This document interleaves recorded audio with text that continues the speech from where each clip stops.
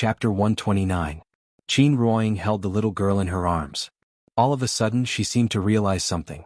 When she left Nianyan was still young, so she had no impression of her.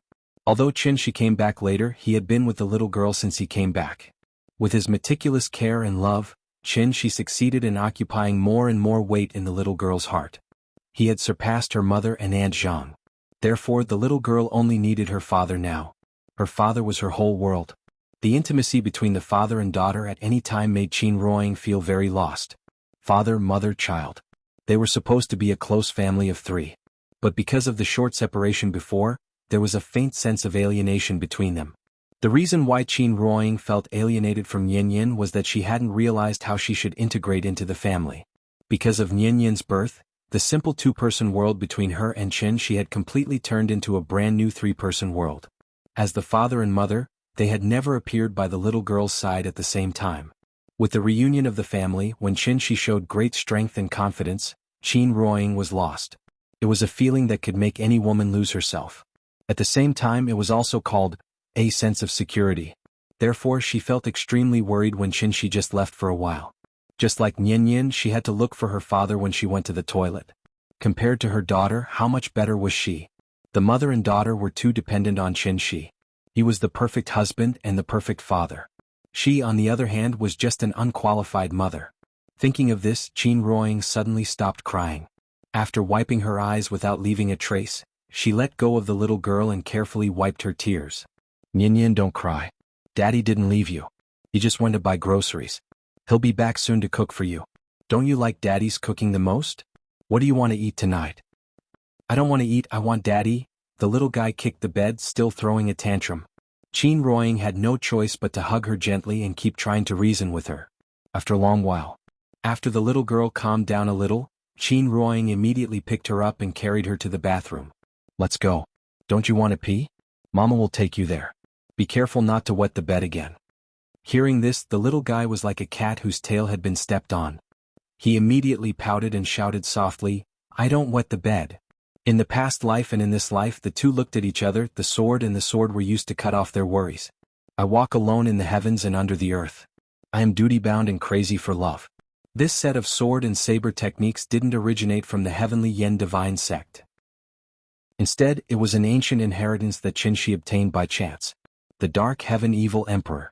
The third form of the saber, the third form of the sword. The third form of sword and saber. 3 by 3 is inexhaustible, 9 by 9 returns to 1. The saber cut the wind, the sword cut the clouds, and the wind and clouds were disturbed. Although it was a divine skill, it didn't change the fact that Qin Shi's cultivation had been damaged. Qin Shi, who was seriously injured, faced the divine general who was in his peak state. The divine general held the golden crow in his hand. It was like the sun had descended to earth. Thousands of golden pillars of fire swore to burn everything in the world to ashes. Qin Shi's face was as calm as water. After the sword and saber slashed out, 2 huge shadows appeared in the sky. A saber and a sword instantly collided with the scorching fireball. When the saber and sword shadows collided with the raging flames in the sky, the entire world shook. The shockwave that shot out in all directions instantly dimmed the 5 golden pillars. The huge cloud vortex in the sky also trembled, almost being torn apart by the violent strength qi and vanishing into thin air. The spirit-binding array was on the verge of collapse. A few elders hid behind the hill behind the ancestral hall. After the wind and smoke dissipated, they cautiously poked their heads out. The scene in front of them completely stunned them. Annihilation. Everything was annihilated. This village with a long history was instantly razed to the ground by such a violent collision. When the smoke and dust dissipated, a huge circular crater with a diameter of hundreds of meters appeared below the two of them. The land was originally flat, the houses were neat, and there were fertile fields, beautiful ponds, mulberry trees and other plants. It was a paradise where chickens and dogs could hear each other. Now it was completely gone. Even the small hill that they were hiding in had been cut in half. The divine general was still floating in the air. He wasn't wearing a shirt, revealing his strong muscles. The flames that kept rising around him like flames had already disappeared. Qi. There were no scars on his bronze-colored skin. But then the divine general was like a broken shower head. Tiny flowers of blood splattered all over his body. Not long after, his entire body was dyed red with blood. Qin Shi held the saber in his left hand and the sword in his right, as if he had never moved. But if one looked closely they would find that Qin was in a very strange state. His eyes were empty as if he had lost his soul. The saber and sword were still in his hands, but there was a faint blood-red light around him. The confidence and wild laughter on the divine general's face had disappeared, leaving only fear. Yes, he was scared. Because his injuries were too serious, he couldn't even maintain flying. So, the divine general immediately made a wise decision. Run. However, the moment he turned around, the blood-red light behind him lit up. The blood-red light that was as delicate and beautiful as fresh blood instantly dyed the entire sky red. The pillar of light that pierced through the clouds disappeared. The cloud vortex dissipated. The tortoise-shell-like golden barrier slowly turned into white smoke and disappeared. The wind and snow were still in the sky. The cold wind whistled through the sky with snowflakes. It was as if summer had turned to winter in an instant. A blood-red sword light suddenly slashed out. Bang! The hillside where the elders were hiding was immediately razed to the ground. Where is the soul of Jianghu? The cold and emotionless voice suddenly sounded in the sky. Hearing this, the leading old man immediately knelt on the ground and kowtowed heavily. Then he tremblingly took out a black box and shouted, "The soul of the mysterious fairy is here. If I may be so bold, please spare our lives, immortal master." He knelt on the ground and held the box tightly with both hands as if he was begging for mercy.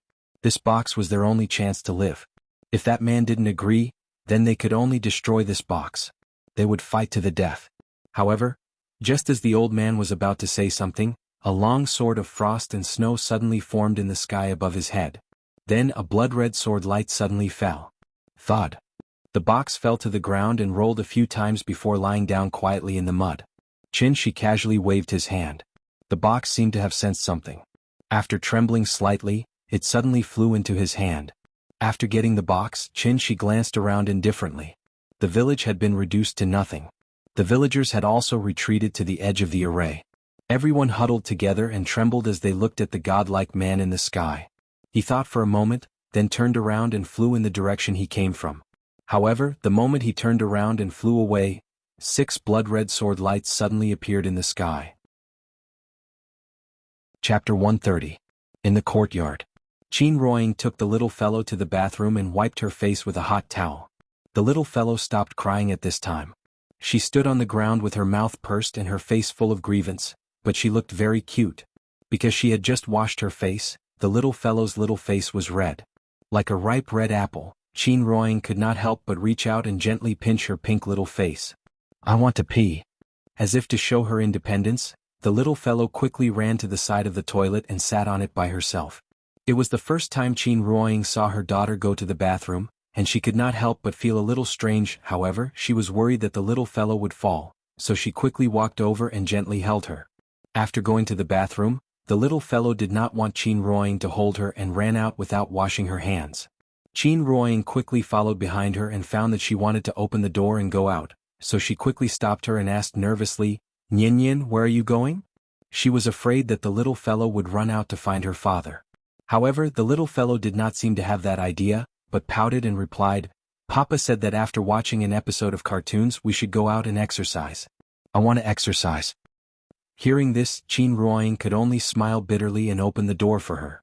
This child, 3 sentences without leaving her father's side, did not consider her mother's feelings. A gust of cold wind suddenly blew in when the door opened.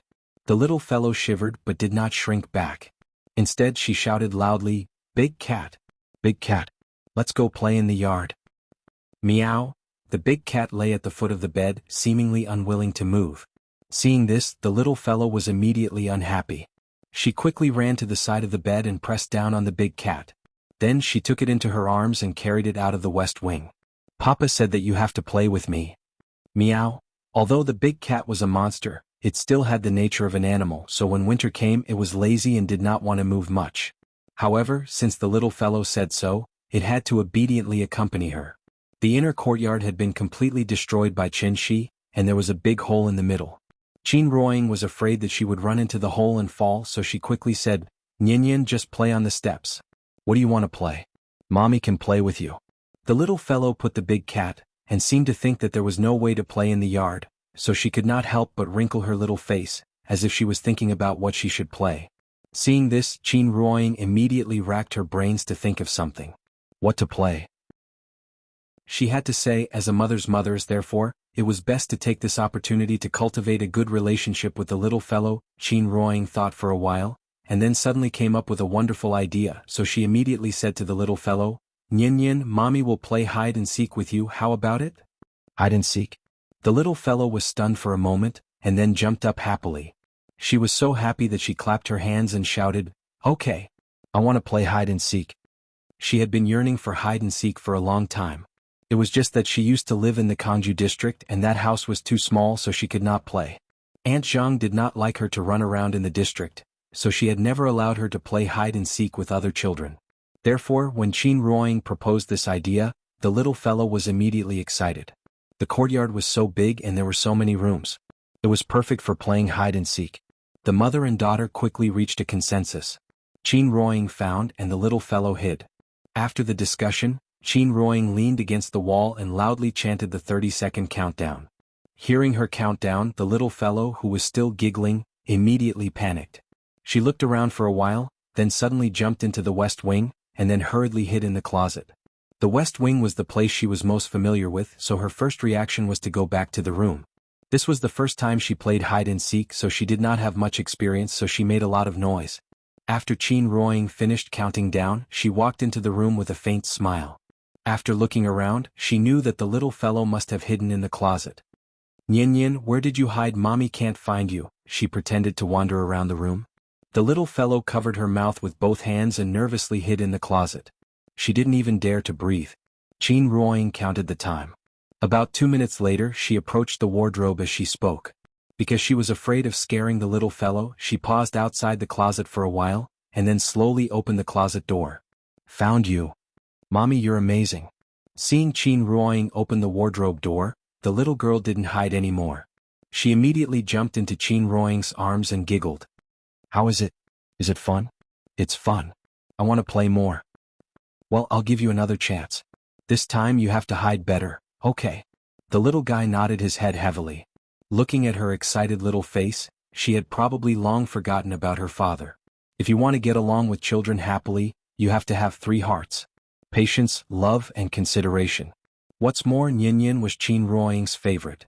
Therefore, after she adjusted her state of mind, she immediately played with the little fellow. With her mother's company, time passed quickly. When Qin Ruoying found the little fellow for the 5th time, Qin finally came back. Like a gust of wind, he appeared in the courtyard without a sound. Qin Ruoying followed the little fellow. As soon as she walked out of the room, she saw Qin Shi. She froze for a moment. But the little fellow had already rushed to Qin Shi, shouting, "Papa!" Qin Shi was afraid that she would slip, so he quickly stepped forward and picked her up. "What's wrong? What are you playing?" "Hide and seek. Mommy, play hide and seek with me." "Is it fun?"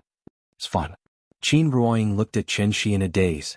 Qin Shi was playing with the little fellow in his arms, as if there was nothing strange. What else did he want to hide? But could he hide it? Perhaps seeing the worry in Qin Ruoying's eyes, Qin Shi put the little fellow down with a smile, then touched her head and said with a smile, "Nian, it's cold outside. Go back to the room first." "Okay." Seeing that her father was back, the little fellow was relieved, so she ran back to the room happily. After the little fellow left, Qin Ruoying finally couldn't help but grab Qin Shi's arm and ask anxiously, "Are you hurt? Where is the injury? Is it serious?" As she spoke, she looked up and down at Qin Shi nervously. Qin Shi had no trace of injury. However, his face was devoid of any color, and his lips were deathly pale. He looked like a patient who had lost too much blood. "I'm fine, don't worry." Chapter 131. Qin Shi handed the box to Qin Ruoying as if she was presenting a treasure. She thought that Qin Ruoying would be very happy, but she didn't expect that after seeing the box, Qin Ruoying had a complicated expression on her face. Qin Shi didn't understand, so he asked in confusion, "Ying, what's wrong? Are you unhappy?" Qin Ruoying didn't say anything, but her expression was also complicated. Qin Shi thought she didn't understand the importance of this, so he explained, "The reason you can't sense qi is because when you became Shen Nu, they extracted your earthly soul. A person has 3 spiritual and 7 physical souls. Without 1 spiritual soul, you can't be considered a complete person. It's because of this that you can't cultivate." Before Qin Shi could finish, Qin Ruoying suddenly interrupted him. "I can choose not to cultivate." With that, Qin Ruoying hurriedly took Qin Shi's hand and sighed softly, "Do you know what my wish was when I was 8 years old? The wish you made when you became Xiannu?" "Yes, Xiannu can make a wish. I didn't have the same ambition as Yuan Qing back then, so my wish was very simple. I only wanted to live a peaceful and happy life like a normal person." When she said this, Qin Shi suddenly understood something. He looked at Qin Ruoying's serious expression and couldn't help but gently pull her into his arms. Then he said solemnly to her, "I'm sorry, Yingying, I made you worry." Qin Shi hadn't been injured in the battle with the divine general. However, he had paid a heavy price because of this. Because he had burned another drop of essence blood. Essence blood, the essence of blood, was also the life source of a cultivator. Essence blood contained enormous energy.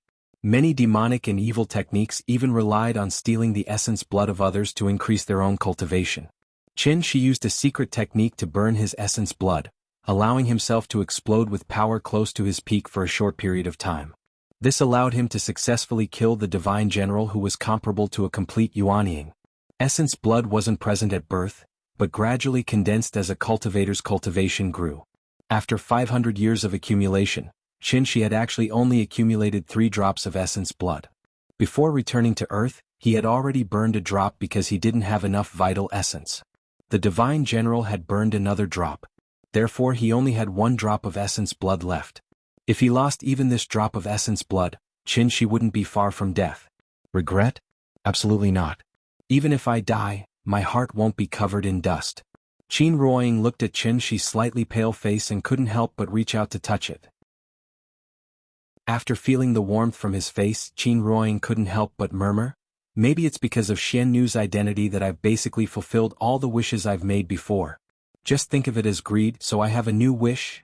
Speaking of this, Qin Ruoying suddenly laughed, then turned to look at the room. At this time, the little girl's giggles sounded in the room. Silly child, watching cartoons alone can make you convulse with laughter. After the Earth Soul returned to its original position, Qin Shueqing really found the sense of qi. That kind of mysterious feeling made her, a martial arts fanatic, immediately intoxicated. Faintly, she even had an illusion. The long-sealed gate of the Alcade state seemed to finally show a sign of loosening. She could finally step into the Alcade state. Qin Wanqing was still struggling to break through to the Alcade realm. Qin Yongyan, on the other hand, started cultivating a few days earlier than her and took the spirit-gathering pill. Therefore he smoothly stepped into the early stage of qi refinement and directly stepped into the Alcade realm. He was now a grandmaster of the Alcade state. This also made him more convinced that what Qin Shi taught them was much more powerful than martial arts. His father-in-law and sister-in-law were both obsessed with cultivation, so they didn't even come out for dinner. Qin Shi didn't want to interrupt this kind of state where they forgot to eat and sleep, so he left some food in the refrigerator for them. After dinner, Qin Shi wanted Qin Ruoying to also cultivate. But at this time, Qin Ruoying shook her head and proposed to take a walk in Hohai. Take a walk? The little girl was lying on the bed. After hearing her mother's suggestion, she immediately raised her hands and feet, expressing her absolute approval. Being cooped up at home every day, this little girl was about to become moldy. In winter, the sun set early. It wasn't even 7 o'clock in the evening, but some places without street lights were already pitch black. Outside the big house, one could see the old street light at the entrance of Dongming Alley. The light of the street light was slightly yellow, elongating the shadows of the family of 3. The little girl held Qin Ruoying's left hand and Qin Shi's right hand. She squatted on the snow, and her 2 small cotton boots seemed to have turned into skis, constantly yelling for them to run. Just like the sleigh pulling the carriage at Christmas, her parents were the elk pulling the carriage. And she was Santa Claus bringing joy to the mortal world. Since their daughter had this request, her parents had to agree even if they had to work like cows or horses. Thus, Qin Ruoying and Qin Shi looked at each other and smiled, and immediately pulled her to a trot. Giddy up. Horse run. Horse run. The sleigh started running, and the little girl's 2 feet immediately pulled a long track on the ground. She was so happy that she giggled, feeling that it seemed to be more interesting than riding a big cat. Qin Ruoying's physical fitness was average. In winter she wore a lot of clothes and the snow was difficult to walk on, so after running for a while she was tired and panting. And because she was so happy she kept laughing. The intense exercise and the stimulation of the cold air immediately caused a sharp pain in her abdomen. Exercise-induced abdominal pain. Ouch. Qin Ruoying gasped for air as she clutched her stomach and groaned. Seeing this, Qin Shi quickly stopped. Qin Shi used his true essence to help her recuperate. After seeing that she was better, Qin Shi said to the little girl, "Mommy's body isn't good. Yin Yin, come, Daddy will play with you. Today I'll let you experience what it means to be fast and furious." Okay. After Qin Ruoying stopped, the little girl sat down on the ground. Hearing Qin Shi's words, she immediately stretched out her hands and took Qin Shi's right hand. "Little princess, let's go." After that, Qin Shi started running. In this kind of snow they couldn't run too fast. If the little girl couldn't control herself, she would be dragged to the ground by Qin Shi. Therefore, Qin Shi could only pay attention to the little girl's state while slowly speeding up. In fact, the speed was not very fast, but the little girl was very excited. She happily giggled and said, "Papa, come on. Papa, come on." It was really much more fun than riding a big cat. Hohai had not completely frozen, and the skating rink had not been opened, so now Shikahai looked a little deserted. The weather was still too cold, so the family of 3 returned home after a round. In the evening, after the little girl fell asleep, Qin Ruoying finally began to cultivate. She had figured it out. If she neglected her daughter because of cultivation, then she was not worthy of being Yin Yin's mother. In a dark room, the little girl fell asleep sweetly, while Qin Shi and Qin Ruoying sat cross-legged on her left and right. Suddenly, Qin Shi opened his eyes. Chapter 132. Outside the house, the cold wind was whistling. The big pit that Qin Shi had stepped on had been covered with a shallow layer of snow. The bluestone floor was broken into pieces, protruding in the east and concave in the west. There were thousands of gullies, and if one was not careful, one would slide down. Seeing that the little fellow's activity area was suddenly missing such a large area because of him, Qin Shi thought that he should find someone to repair it tomorrow, so that the little fellow could continue to gallop in the yard. Perhaps he could also buy her a set of children's outdoor expansion equipment? Just like the large-scale expansion equipment in the shopping mall, there were tire arrays, rock climbing, balance boards, ring bridges, scaling ladders, and so on. It was very playable and could also be used to train the little fellow's balance, athletic ability, coordination ability, and many other aspects. Qin Shi did not consider letting the little fellow cultivate for the time being. That was because Yin Yin still had to go to school in the future. At that time, she would definitely play with other children in school. If she lost control a little and slapped other children, it would be troublesome. Therefore, it would not be too late to teach her cultivation when she was a little more sensible. While thinking, Qin Shi flew out of the yard. He wanted to go out and find another place to cultivate. Although the spiritual energy of heaven and earth near Shikahai was very rich, now his wife, sister-in-law, and father-in-law were all cultivating here. The cultivation of the 3 of them was still shallow, so it didn't matter if they were crowded together. However, Qin Shi's cultivation was too high, so he must not stay with them. Because once he started cultivating, he would immediately form a spiritual energy black hole in the courtyard, sucking all the spiritual energy of heaven and earth nearby into his body. How could others cultivate like this?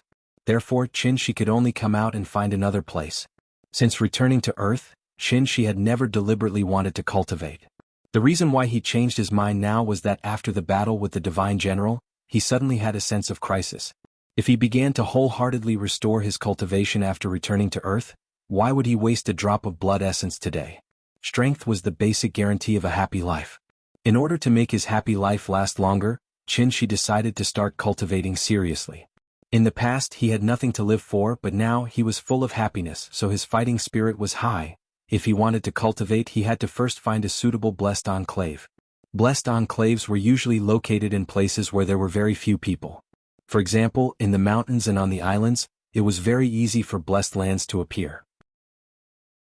The so-called blessed enclave was actually a place with dense heaven and earth spirit qi. As the capital of the country, Shangjing's geographical location was excellent. It was located at the intersection of the plains and the mountains. The steep mountains, the rushing rivers, and the fertile plains were all in one place. It was a treasure trove of wind and water. It was also the best place to build the capital. There were 2 mountain ranges in the vicinity. The Taihang mountain range ran from the north to the south and was majestic.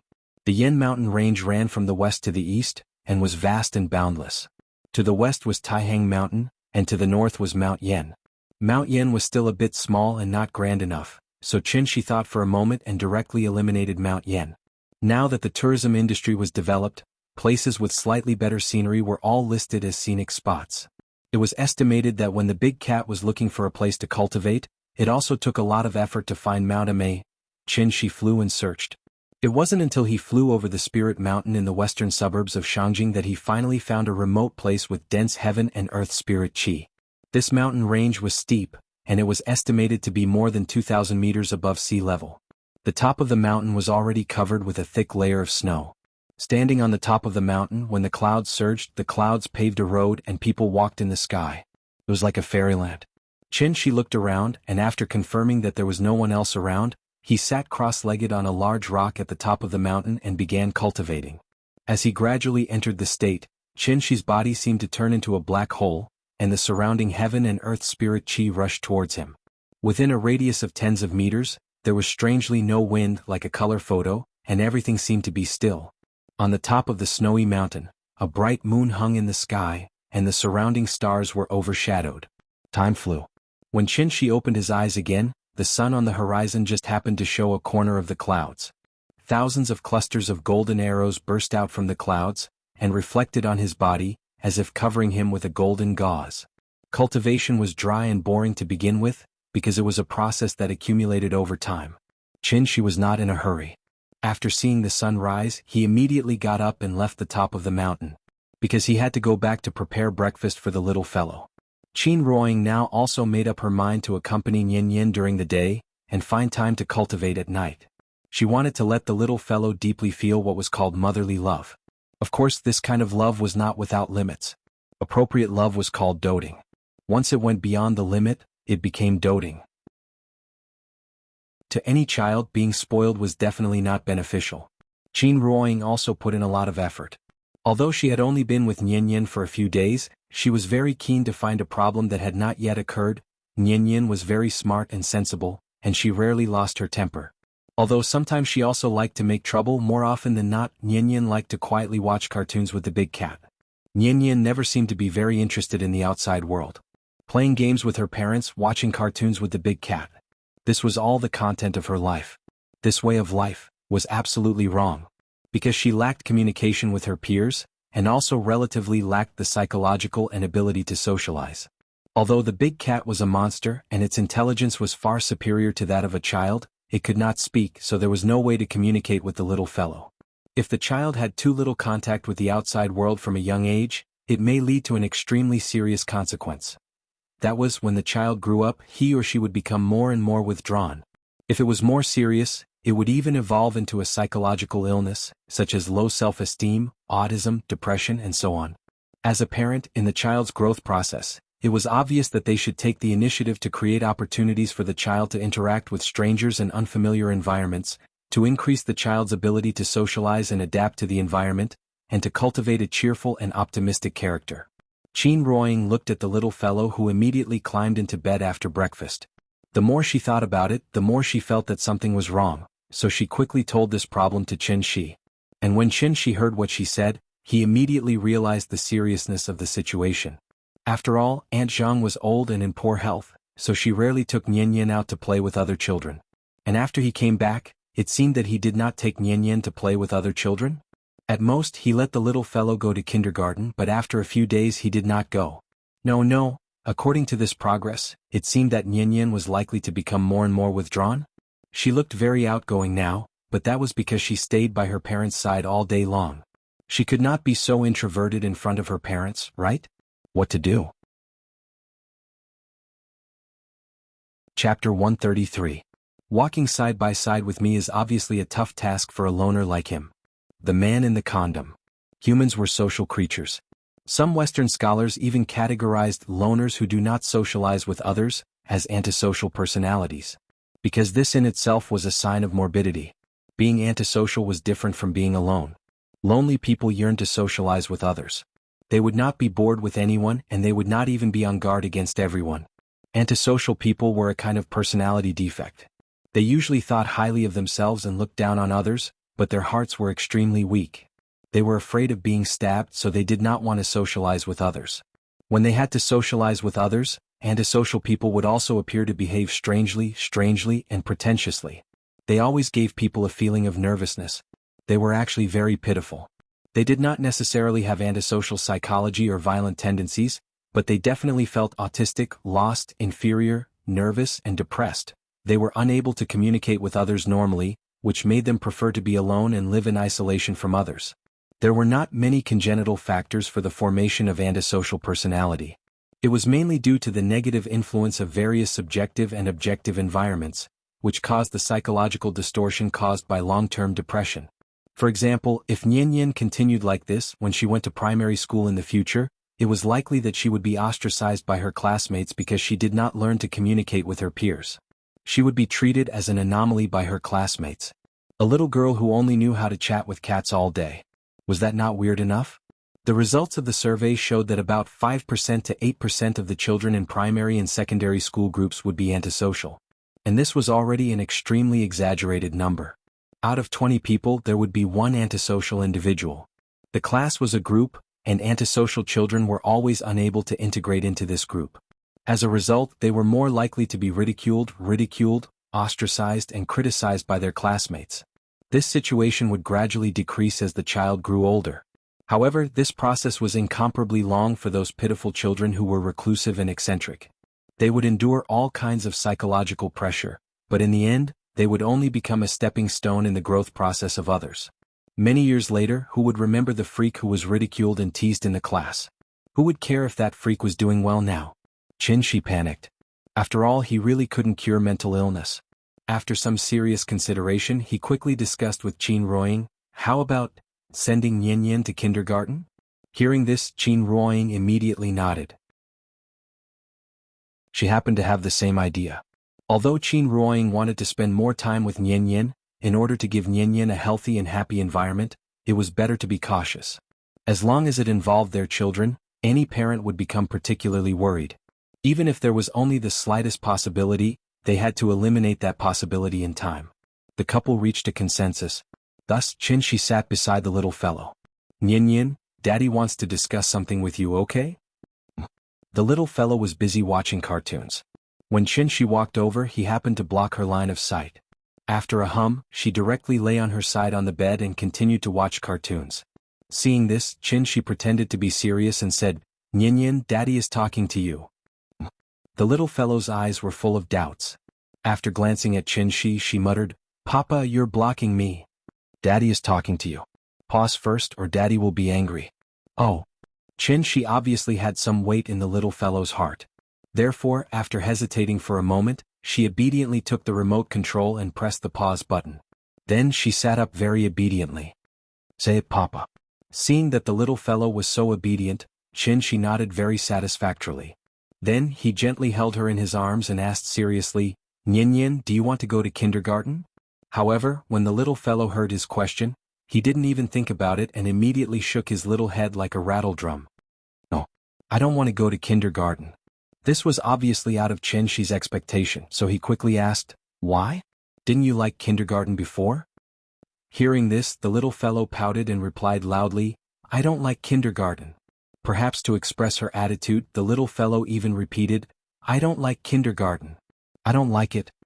She didn't play her cards according to common sense and she was confused. In the past, she clearly wanted to go to kindergarten, but now she suddenly didn't want to go. She changed her mind too quickly. She had no choice but to patiently persuade her. Nian, kindergarten is very fun.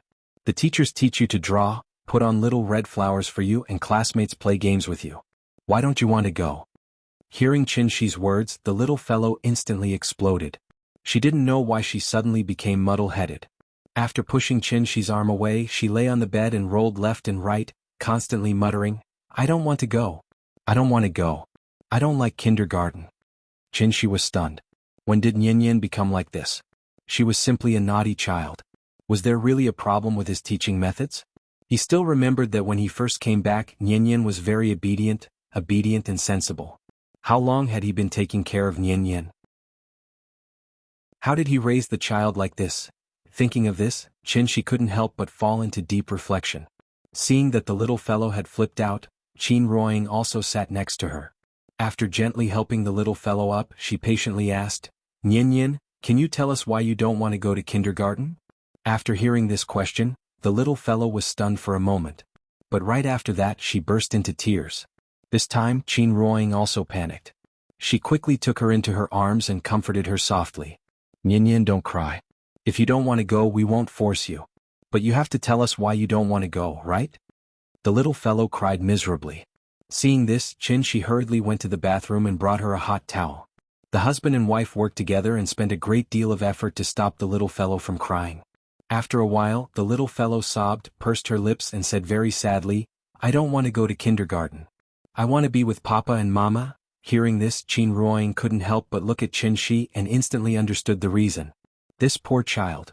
She was raised by Aunt Zhang alone before, and her parents were never by her side. Therefore, when the little fellow had her parents again, she didn't want to be separated from them for a moment. And this was obviously the root cause of her recent muddle-headedness. Since the child said so, it was obvious that she couldn't go to kindergarten. Qin Ruoying held Nian in her arms and thought for a while. Suddenly she said to Qin Shi, "How about we change the way?" "What way?" "Look at the cold weather. There aren't many parents who would bring their children out to play. Nian doesn't want to go to kindergarten. It's definitely not a way to go on. How about this? Let's open a bookstore or a restaurant or a coffee shop so that Nian can meet many strangers." Chapter 134. Open a shop? This idea seems to be good. Of course, if it was other seasons, there would be no need to go through so much trouble. He could just take Nian out to Hohai every day. Over time she would naturally meet some new friends. But unfortunately it was winter now, and it was winter in the north. The temperature was low and the wind was strong. Before the ice skating rink was officially opened, the popularity of Shikahai during the day was very bleak. Of course, the so-called bleak popularity refers to the daytime. Hohai was really lively at night. If Sanliton's bar street was trendy, then Hohai's bar street would undoubtedly be artistic. A small alley near the sea. There was no noisy music. The melodious singing coupled with the unique charm of the old Shangjing was definitely a melodious elegy in the modern city. It was really good to open a shop in this kind of artistic and fresh place. Anyway, they were idle all day. Opening a shop to take care of the little guy could also add some fun to their life. Thinking about it, it was also quite good. But the question was, what kind of shop should they open? Qin Shi didn't have any ideas. Since it was Qin Ruoying's suggestion, he might as well listen to her opinion. So he smiled and asked, "What kind of shop do you want to open?" Hearing this, Qin Ruoying frowned and pondered. They weren't short of money. Opening a shop was purely for fun and to create a new living environment for the little guy. The business couldn't be too good. If it was too good, they wouldn't have time to take care of the child. But it couldn't be too bad. If it was too bad, they could only stare blankly at the door all day. It was better not to open. After thinking for a while, Qin Ruoying couldn't think of a reason, so she proposed to go out and look at the shops around. Hohai Bar Street was formed after the end of the SARS, more than 10 years ago at an incomprehensible speed. She still vaguely remembered that there were only a few small pubs here before. But now, looking around, Hohai was densely packed with small pubs on both sides. The family of 3 walked around Hohai. The more Qin Ruoying looked, the more dissatisfied she was. Qin Shi saw this, but he didn't say anything. When the little fellow ran to the railing and checked whether the lake water was frozen, Qin Shi suddenly smiled and said, "Ying, we only open the shop to let Nian come into contact with more people.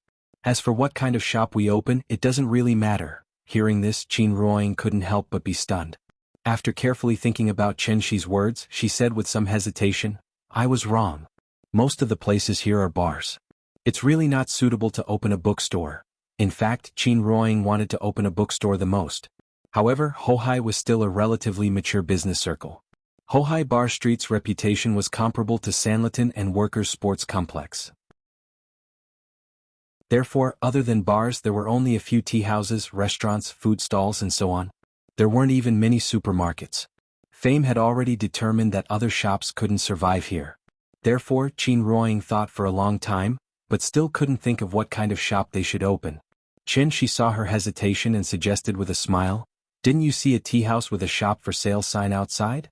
How about we take it over?" Tea house. Qin Ruoying was a bit surprised, but after seeing Qin Shi's serious expression, she had to seriously consider this proposal. In fact, compared to a tea house, Qin Ruoying was more inclined to a coffee shop. But unfortunately, coffee was a Western culture. Therefore, after coming to Hohai, a place with a strong folkloric flavor, it was somewhat unsuitable. When they were walking along the road, they already saw several closed coffee shops. Wuxia had a tea culture since ancient times. Tea was popular in the Tang dynasty and flourished in the Song dynasty. From the emperor to the literati to the common people, there was no one who didn't like tea. In the eyes of many young people, the style of coffee seemed to be much higher than tea. But in fact, coffee, cocoa, and tea were known as the three non-alcoholic drinks in the world. Silk, porcelain, and tea, these were also the business cards that Wuxia handed to the world. Before the bar street in Hohai rose, there were many tea houses here. Every summer, Hohai Lake was wide, the water was sparkling, willows were hanging on both sides of the lake, lights were shining, and the palace walls and minarets in the distance were reflected in the water. From time to time, there were pleasure boats gently rowing. If at this time, there was a pot of good tea sitting quietly by the lake and carefully tasting it, wouldn't it be pleasant? This was a kind of cultural charm belonging to Wuxia and also belonging to Hohai. Qin Ruoying was moved. Therefore, the couple immediately reached an agreement, called the little girl, and turned to the tea house with a shop for sale sign. The owner was a middle-aged man in his 40s. After hearing Qin Shi's intention, he immediately enthusiastically introduced the tea house to them. The size of the tea house was not bad, the lobby was about 70 to 80 square meters, and there was a small courtyard of more than 50 square meters in the back. The overall decoration was very antique, exquisite and elegant.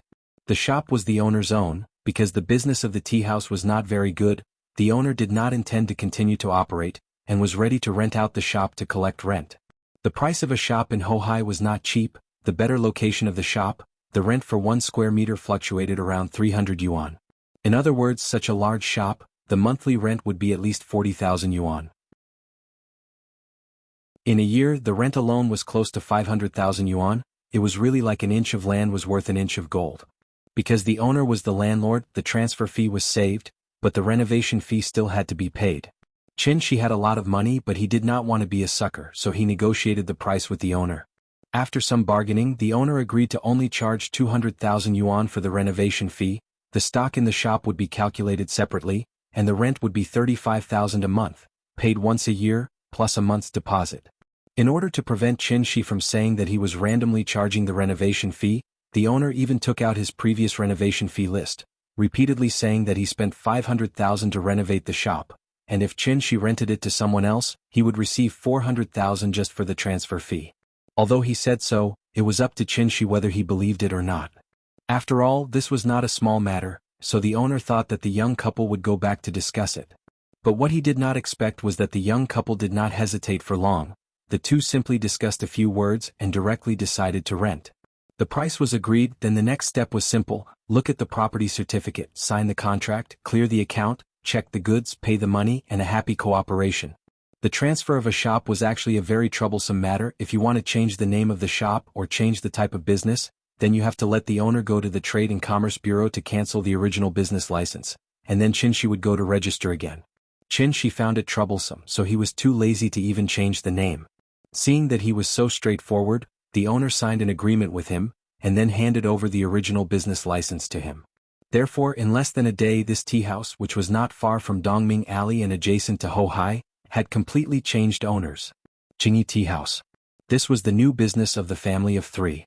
While Qin Shi was signing the contract with the owner, the little girl took the big cat to wander around the tea house, from time to time touching here and there, as if she was very interested in this place.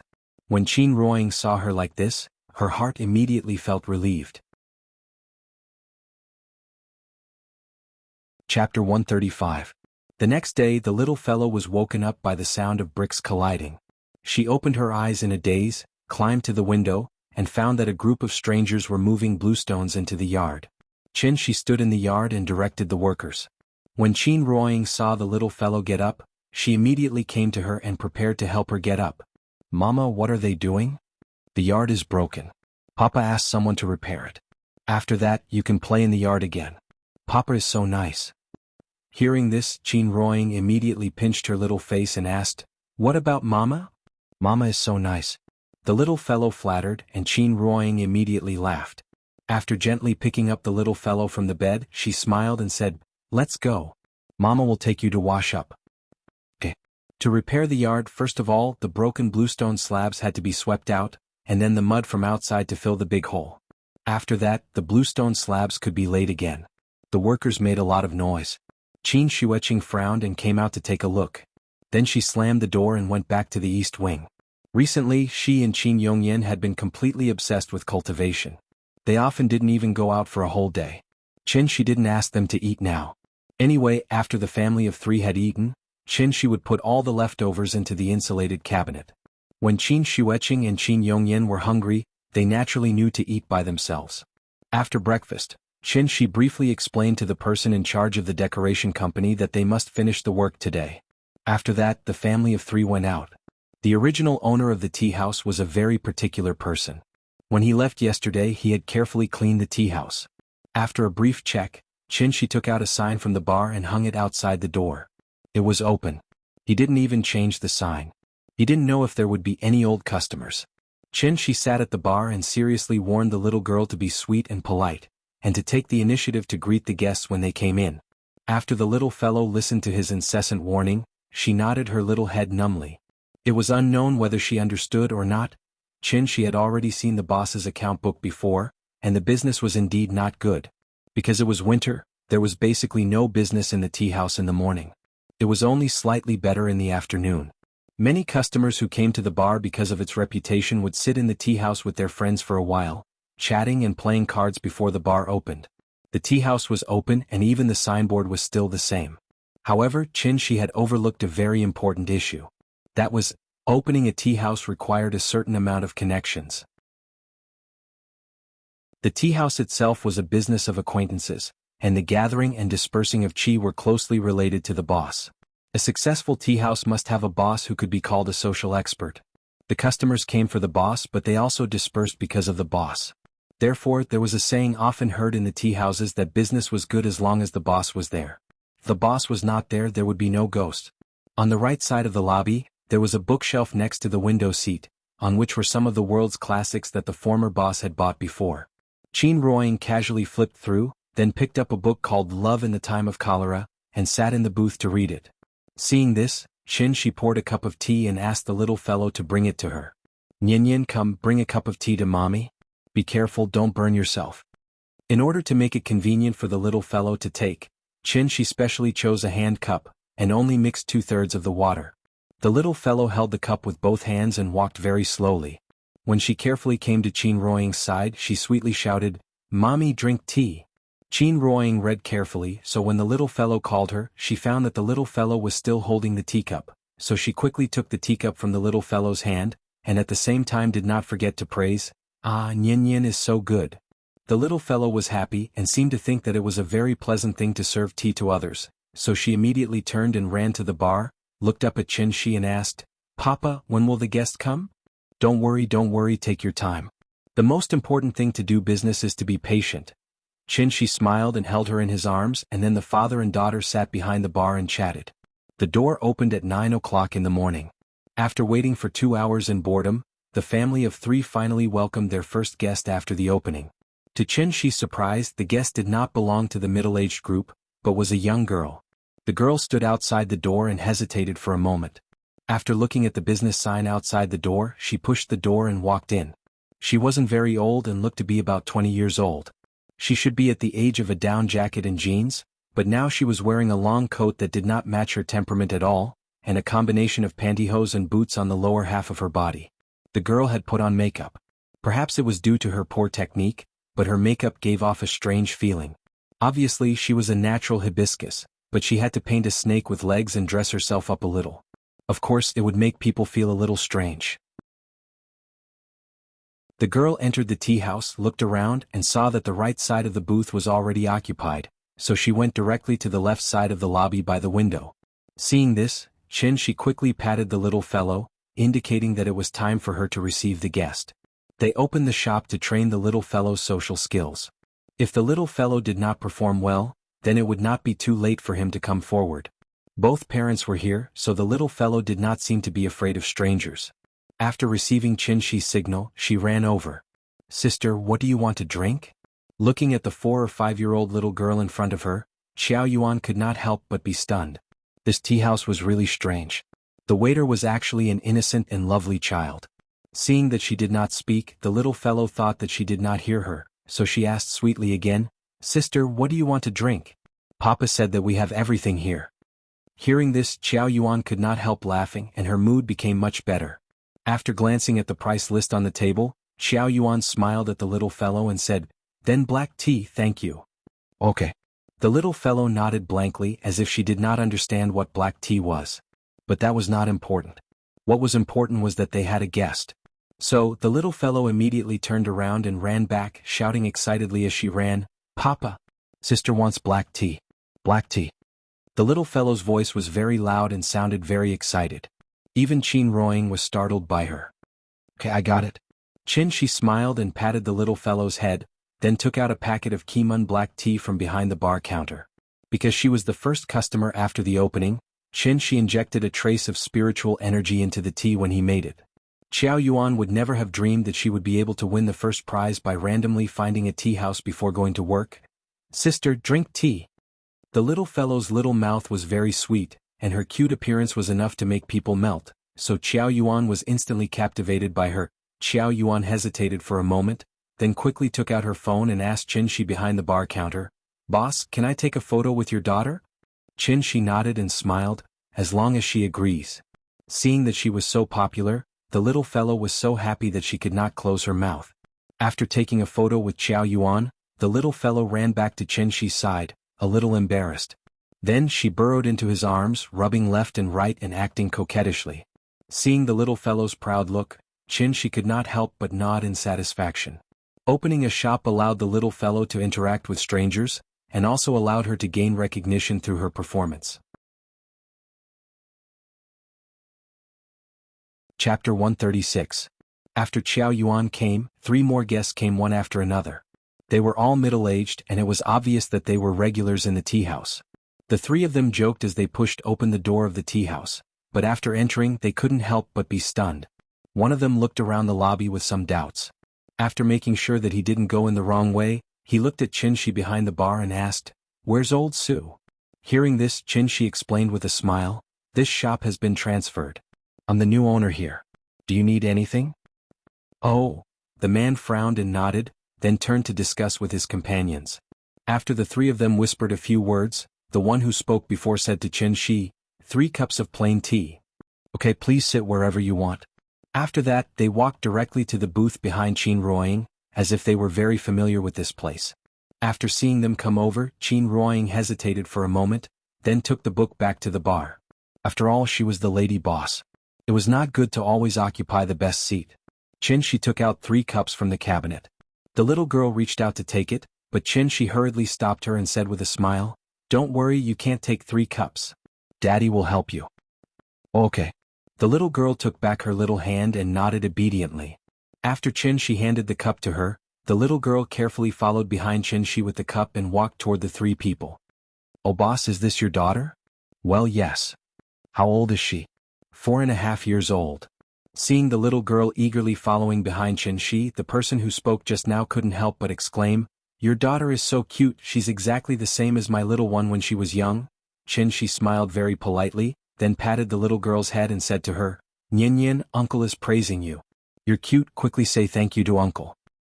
Hearing this, the little girl said sweetly, "Thank you, uncle. Oh, your child is so cute." "That's right, why didn't my wife give me a daughter back then?" "Come on, with your shabby appearance, how could you give birth to such a beautiful daughter?" "In my opinion, if your wife had really given birth to such a beautiful daughter for you, I'm afraid you would have taken her for a paternity test long ago." "Bah, you can't spit out ivory from your dog mouth." The 3 of them seemed to have a good relationship with each other. Qin stood to the side and listened for a while, then said with a smile, "Please sit down, if there's anything you need, just tell me." "Okay boss, you don't mind us." A happy's family was always eye-catching. Therefore, Xiao Yuan had been secretly sizing up the family of 3 sitting behind the bar. The boss was handsome and the lady boss was beautiful and virtuous. They didn't seem to lack money at all, and most importantly, they had a well-behaved and sensible child. Thinking about it, Xiao Yuan couldn't help but have a trace of envy in her eyes.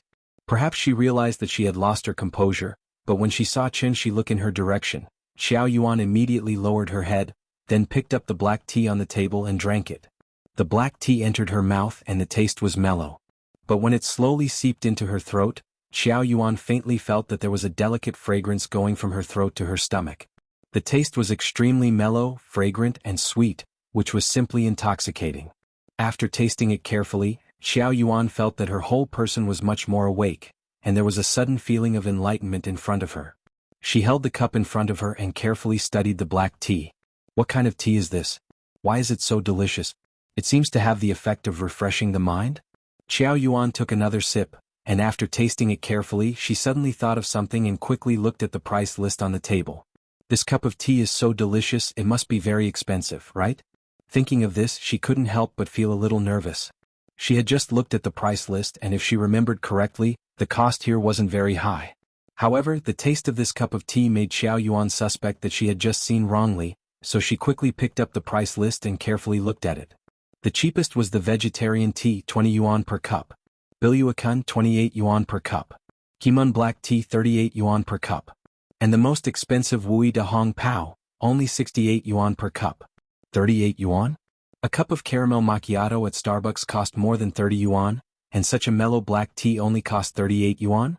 For some reason, Qiao Yuan felt like she had picked up a bargain. If Qin Shi knew what she was thinking now, he would probably be unable to help but chuckle. The tea leaves of this kind of tea house were usually bought wholesale from the tea market, one bag at a time. A bag of 500 grams and a cup of 20 kilograms.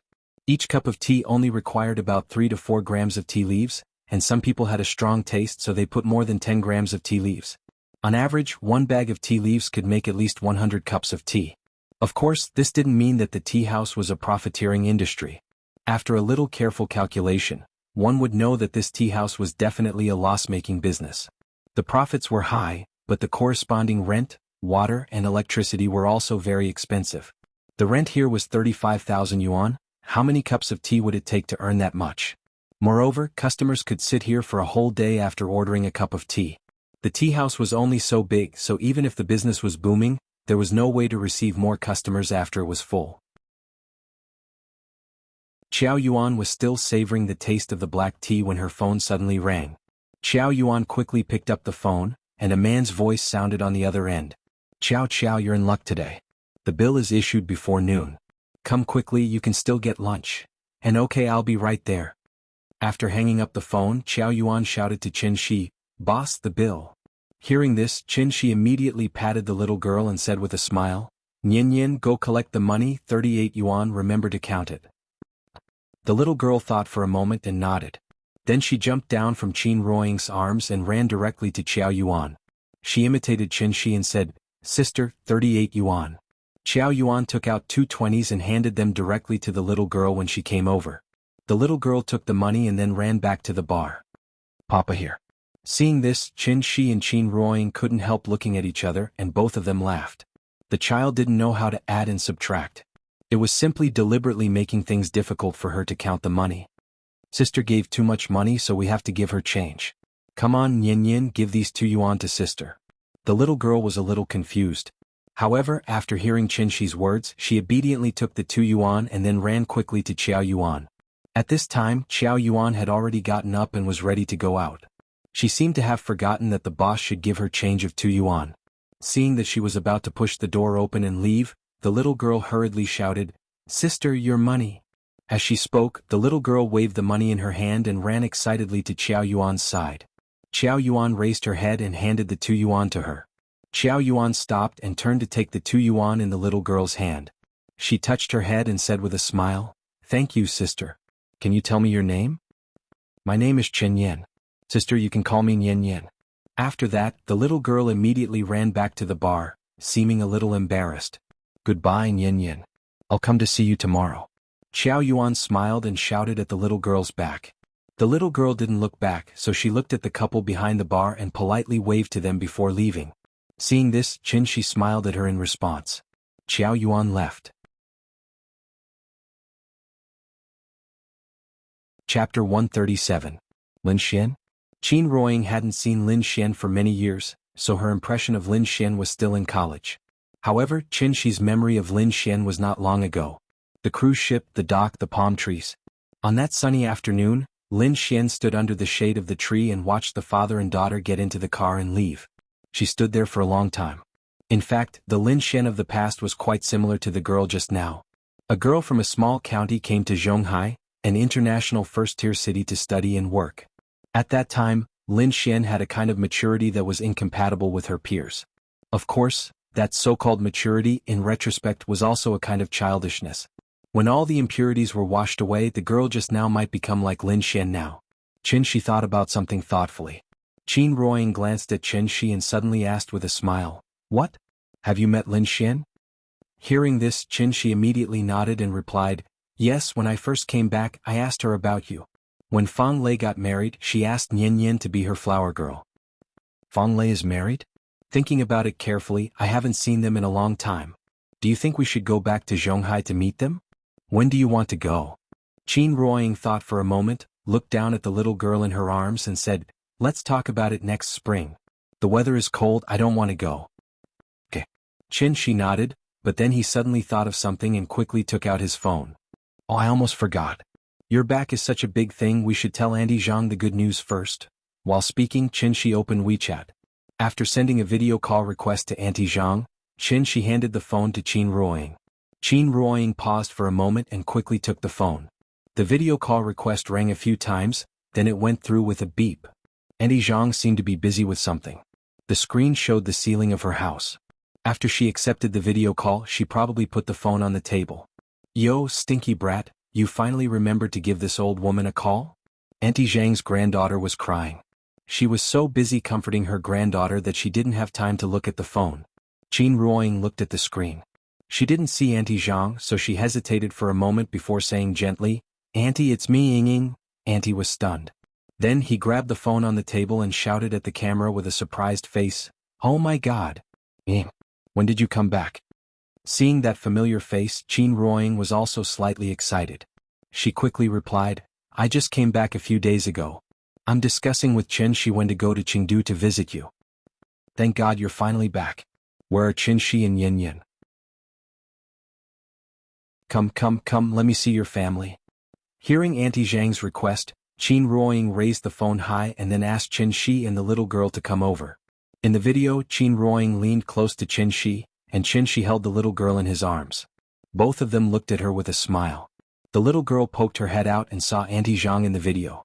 She immediately shouted excitedly, "Grandma! Grandma!"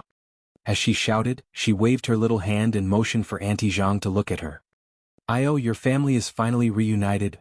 Looking at the family of three in the video, Auntie Zhang's words were also quite emotional. After so many twists and turns, they were finally reunited.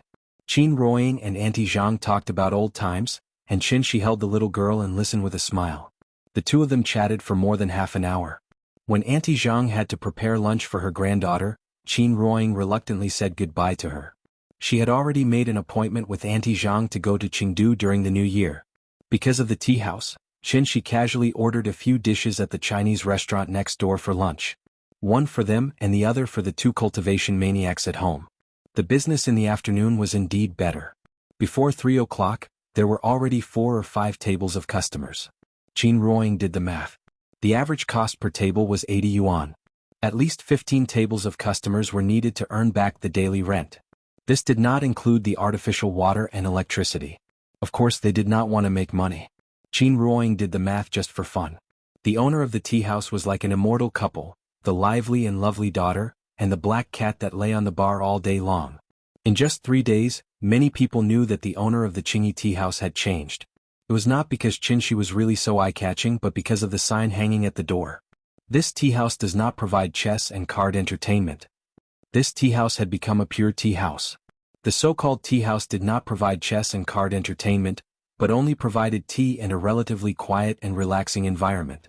Many people came to the tea house to play cards, so when Qin Shi hung the sign outside that no chess and card entertainment was provided, the business of the tea house went downhill. However, there were gains and losses in everything. The chess and card tea house became a pure tea house. There were fewer individual customers but more frequent customers. For example, Qiao Yuan. Since the day Qiao Yuan drank the black tea here, she would come to the tea house at 11 o'clock every morning. Then she would order a cup of black tea and quietly sit on the sofa to read the book she brought. When she did not receive a call, Qiao Yuan would sit in the tea house all day and would not leave until 6 o'clock in the evening. Every day was like this, so in just a few days she was very familiar with Nian Yin. Qin Shi found out from chatting with her that Qiao Yuan was a junior at Beijing Normal University. The reason she came here every day was that she recently found a part-time job in Hohai. Her part-time job seemed a bit strange. After 3 days she only went to work on the first day. For the next 2 days she sat in the tea house all day reading and only left in the afternoon. Although Qiao Yuan did not say what her part-time job was, she thought it might be related to the bar. This afternoon, including Qiao Yuan, there were only 3 tables of customers in the tea house. Suddenly, there was a sudden sound of tires braking on the street outside, followed by a burst of shouting. A customer was alarmed, so he curiously went out of the tea house to take a look. When he went out, he saw a large group of people standing in front of a bar not far away. It was not the opening hours of the bar, and those people did not look like they were here to drink. Some of them seemed to be here to make trouble. This was Hohai Sijio City, under the emperor's feet. It was strange that someone dared to make trouble here in broad daylight. The customer looked around and then asked his friends to come out and take a look. Qin Ruoying saw this and followed him out. Qiao Yuan sat by the window, so she wanted to see the situation outside through the window. But at this moment her phone suddenly rang, giving her a fright. Qiao Yuan answered the phone. After listening to a few words, her face changed greatly. She quickly hung up the phone, stood up from her seat, and looked around the tea house at a loss. She ran directly to the bar and then said to Qin Shi with a pleading face, "Boss, can you let me hide here for a while?" Chapter 138. There was an empty space below the bar which was just enough for one person to hide. When Qin Shi heard what she said, he was instantly amused. So the commotion outside was caused by her? Qiao Yuan gave Qin Shi a good impression of her. She seemed to be like Lin Xian in the past, with poor family conditions, which was why she chose to work part-time in her spare time. Although she deliberately dressed herself up to the nines, she still faintly emitted a reserved and inexperienced aura that belonged to her age. And this was not something that could be covered up by makeup and dressing up. "Then you sit here, I'll go out and take a look at the situation." As he spoke, Qin Shi stood up and gave up his chair. When Qiao Yuan saw this, she immediately squatted behind his chair, trying to use the bar and chair to hide her figure. When the little girl saw her sneaking around, she was instantly delighted. After clapping her hands to signal Qin Shi to put her down, the little girl ran directly in front of Qiao Yuan and said excitedly, "Sister, do you want to play hide and seek? I can play with you." Hearing this, Qiao Yuan could not help but be speechless. After nervously making a should gesture, she then said softly to the little girl, "Nian Nian, don't talk to me, just pretend you didn't see me." "Huh?" The little girl looked at her blankly as if she did not understand what she meant. Qiao Yuan thought for a while, then changed her way of saying, "There are bad people coming to catch me, you don't want sister to be caught by bad people, right?" When she heard this, the little girl finally understood. Hence, the little girl immediately shook her little head like a rattle drum, and at the same time, did not forget to say righteously, "Sister, don't be afraid. I'll protect you. Shoo. Just pretend you didn't see me." Seeing that Qiao Yuan was trying to explain the situation to the little girl with a conflicted expression, Qin Shi could not help but smile slightly. He stood behind the little girl, gently carried her up, then said to her, "Let sister stay here for a while, Daddy will bring you out to watch the commotion." "Okay." Seeing that Qin Shi had rescued her from the evil clutches of the little fellow, Qiao Yuan immediately let out a sigh of relief. Then she looked at Qin Shi with a complicated expression and said softly, "Boss, thank you." Hearing this, Qin Shi smiled at her and comforted her, "It's uncomfortable to squat. Sit on the chair. If you're really scared, I suggest you call the police now." After that, Qin Shi carried the little fellow out of the bar. Looking at his back as he left, Qiao Yuan looked down at the phone in her hand thoughtfully. But after a moment of hesitation, she still put the phone in her bag. Then she hid under the bar counter, trying to hide better. Outside the tea house. When Qin Ruoying saw Qin Shi carrying the little fellow out, she immediately came to his side. Qin Shi turned his head and saw that not far from the street, there were more than 10 or 20 people blocking the door of a bar. This group of people was not old, about 20 years old. They were very arrogant and their mouths were full of obscenities. A young man who looked like the person in charge of the bar was surrounded in the middle and seemed to be trying to discuss something with them. There were more and more people around.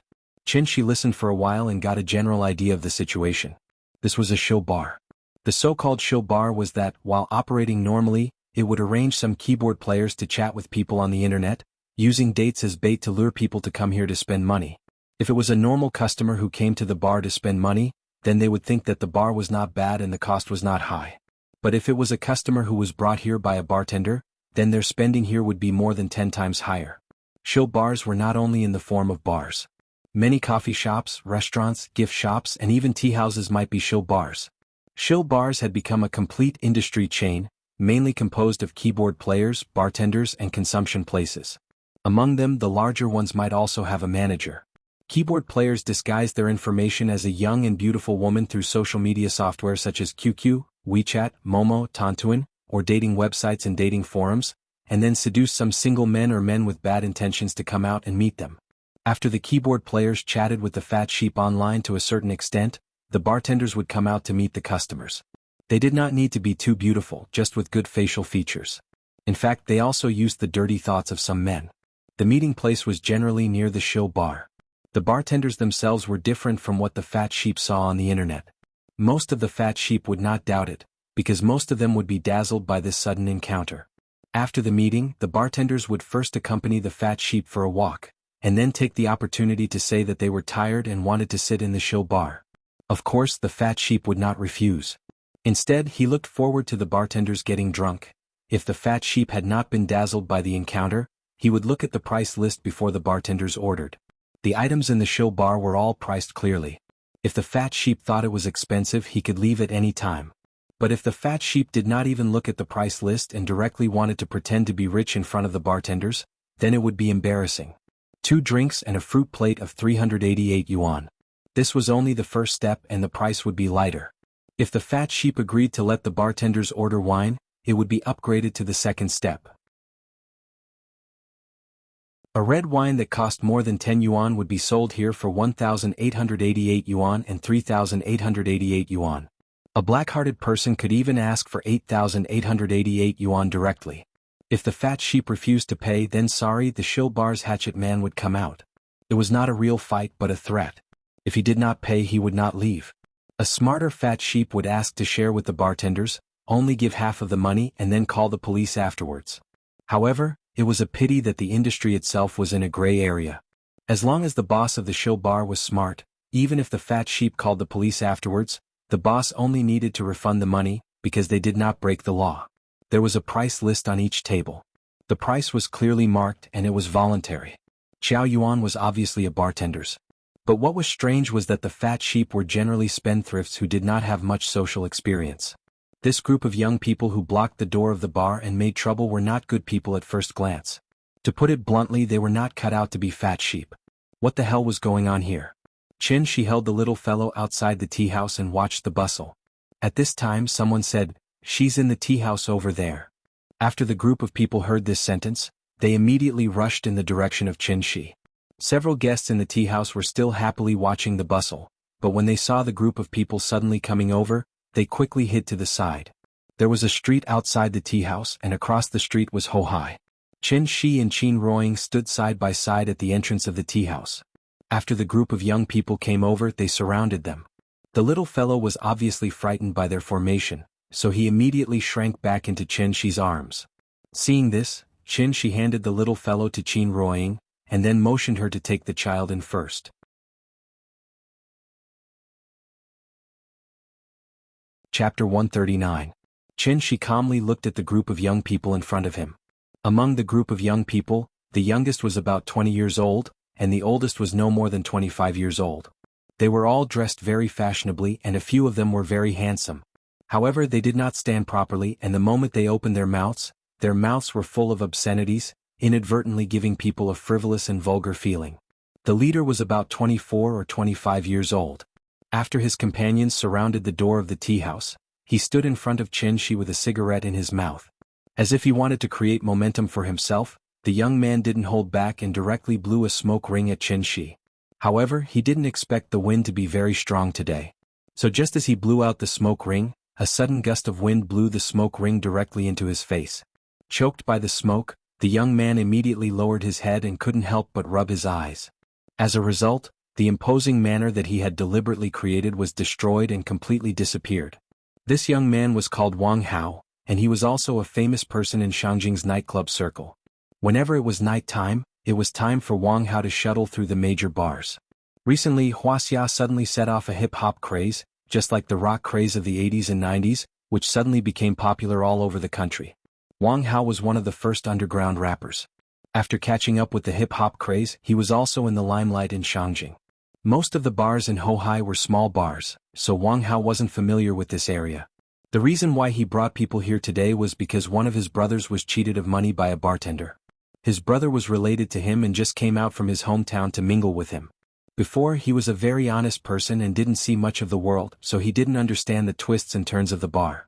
After chatting with the keyboard player online for a while, the brother suddenly became hot-headed and wanted to ask the girl to come out and meet. Coincidentally, the bartender that the boss arranged for him was Qiao Yuan. In terms of appearance, Qiao Yuan's appearance was definitely the best among the group of bartenders.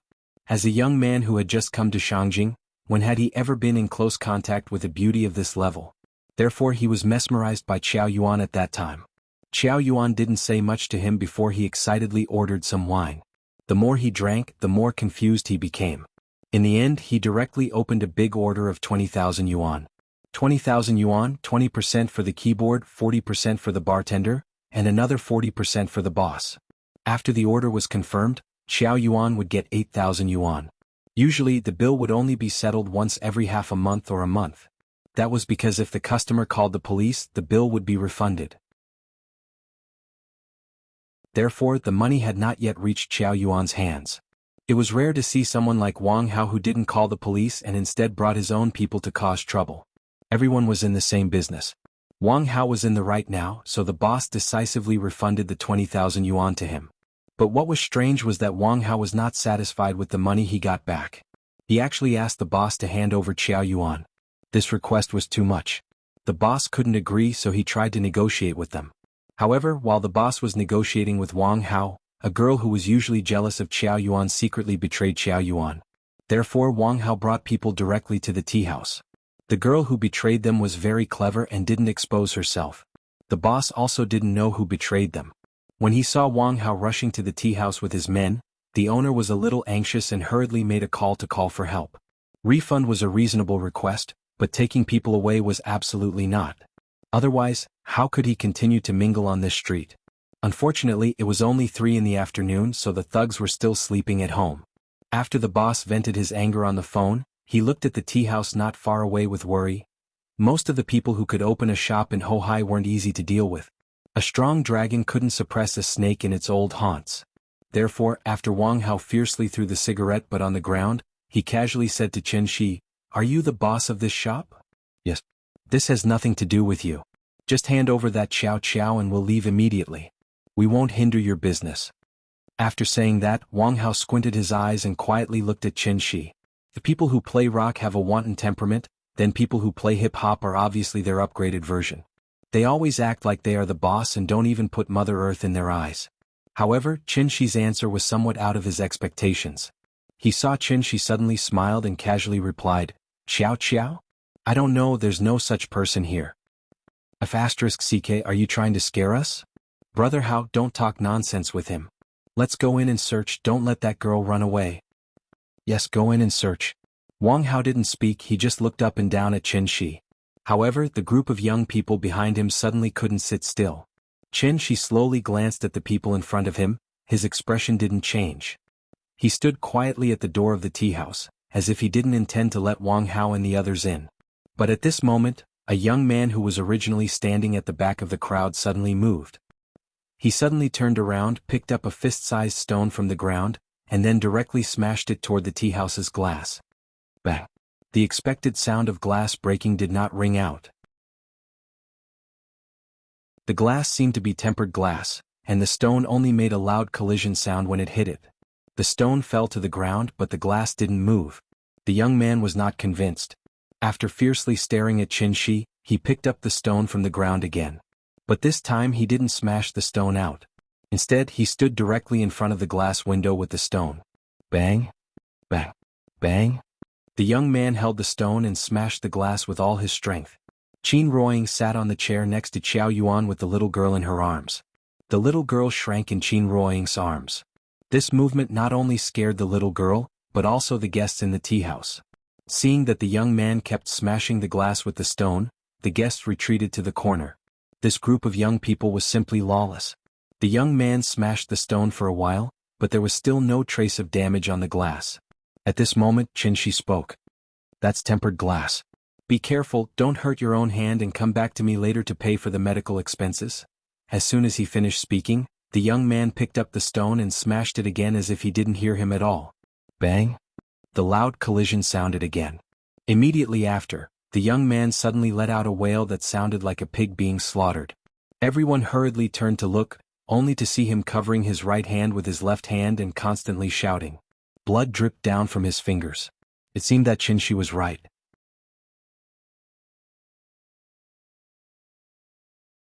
Chapter 140.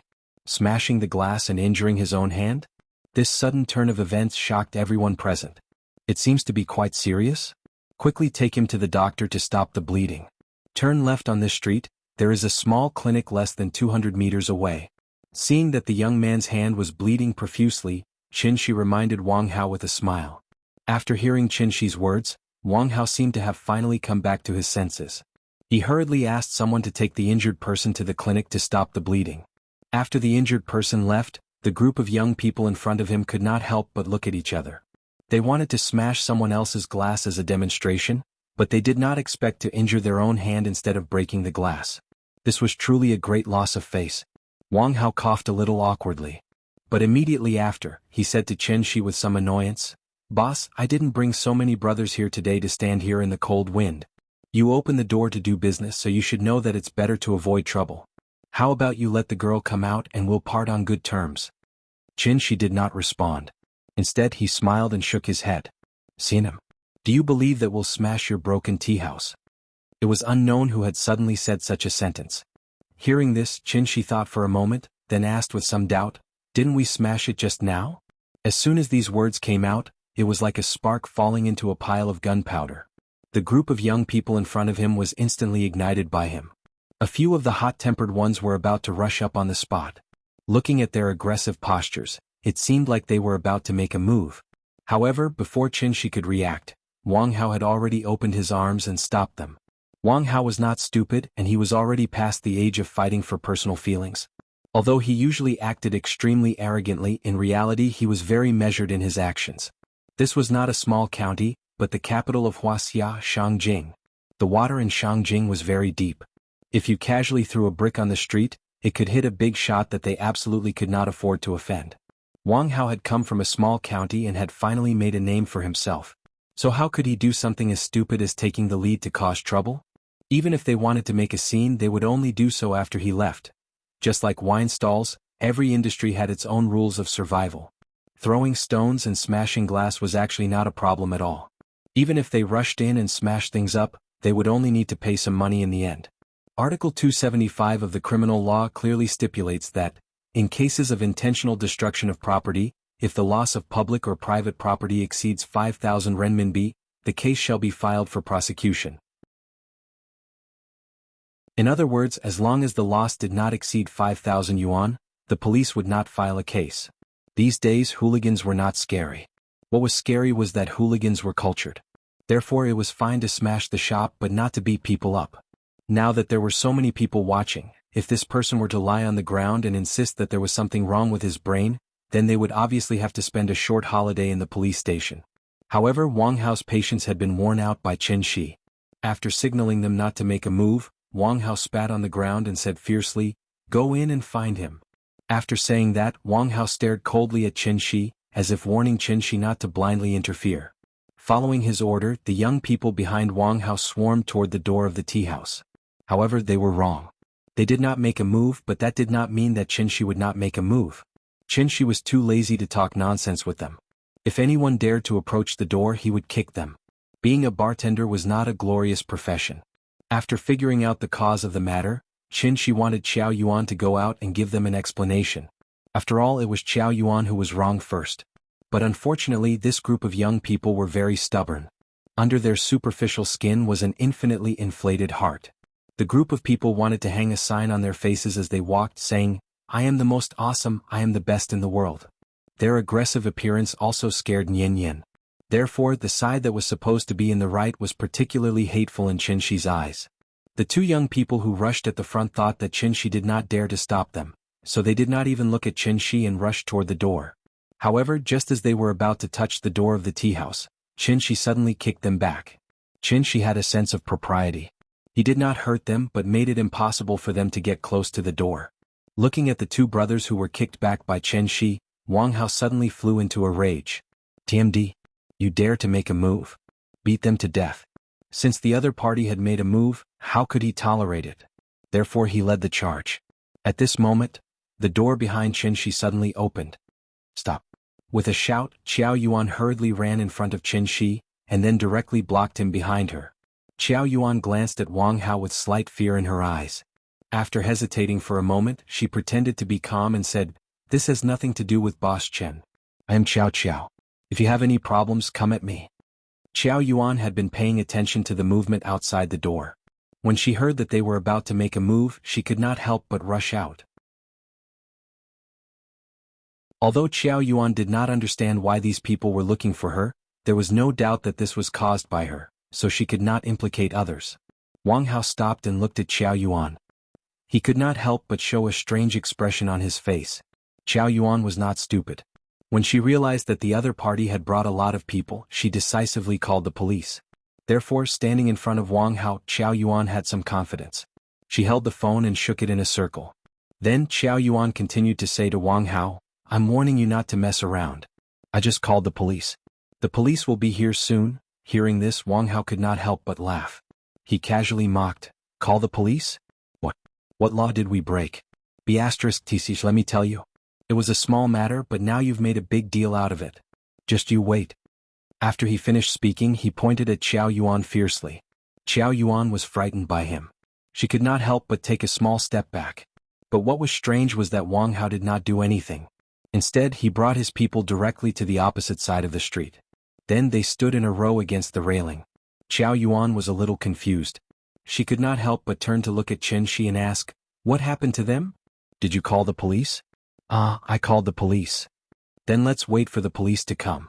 After he finished speaking, Qin Shi turned and returned to the tea house. Qiao Yuan looked back at Wang Hao and his people with some doubts. She realized that he was still staring at her fiercely, so she followed Qin Shi into the tea house in fear. Gangsters had a characteristic, which was that they bullied the weak and feared the strong. So when they heard that the police were coming, they immediately became obedient. But so what if the police came? Were they going to take them all back to the police station? In Wang Hao's words, that was.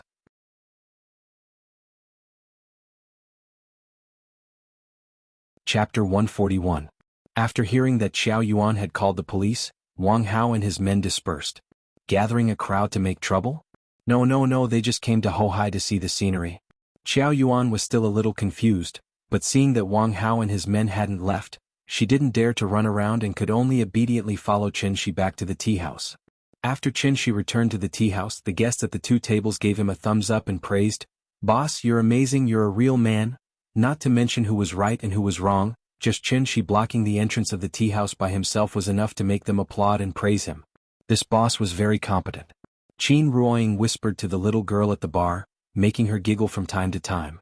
After seeing that Qin Shi had returned, the little girl immediately rubbed against Qin Ruoying's arms and reached out for Qin Shi to carry her. After Qin Shi picked her up from Qin Ruoying's arms, the little girl asked sweetly, "Papa, what were you doing outside?" Papa was reasoning with them. "Why? Did they scare you?" Hearing this, the little girl immediately shook her head and pouted, "No, I don't like them." Children were sometimes very strange, and the first impression a stranger left on them was very important. If this person was someone they liked, then they would immediately be very kind to this person as if they were familiar with him. But if this person wasn't someone they liked, then the child would stay as far away as possible. Unless their parents were around, they wouldn't get too close. The group of people outside was obviously not the little girl's favorite. Qin Shi touched the little girl's little face and said with a smile, "This is our home. If you don't like them, then Papa won't let them in, okay?" Okay. The little girl happily acted coquettishly. At this time, Qiao Yuan slowly walked over. After hesitating for a moment, she said very embarrassedly, "Boss, I'm sorry for the trouble." After saying that, Qiao Yuan suddenly bowed to Qin Shi. Before Qin Shi could say anything, Qin Ruoying waved at her and smiled. "It's nothing. Why don't you come over and have a chat?" Hearing the lady boss's words, Qiao Yuan obediently sat beside her. "How long have you been in this business?" "Half a month." "How much did you earn?" Qiao Yuan was stunned for a moment. Then she said hesitantly, "If this order is included, it should be more than 20,000 yuan. However, the bill hasn't been paid yet. Why do you want to do this? If I remember correctly, you are a student of Beijing Normal University, right? Qin Bei is from Beijing Normal University, and Beijing Normal University is known as one of the 4 famous universities in Beijing. It can even be ranked in the top 20 in the country. Do you think it's appropriate for a student from Beijing Normal University to be a prostitute? Qin Ruoying's voice was very soft and gentle, but every word pierced Qiao Yuan's heart. Qiao Yuan lowered her head in silence. After a long while, her tears flowed down silently. Seeing that his wife was about to talk about life ideals with others, she held the little fellow and sat in the center of the lobby, leaving some private space for them. Qiao Yuan sobbed in a low voice. Qin Ruoying waited for a moment, then took out a few tissues and handed them to her. Can you tell me why? Qiao Yuan took the tissues and wiped her tears. After taking a deep breath, she looked at Qin Ruoying and said sadly, "My father is sick. He needs money. I've done a lot of work but I can't make any money. Someone recommended me to work in a KTV. I was afraid so I didn't go. But I really need money so they recommended me to be a prostitute."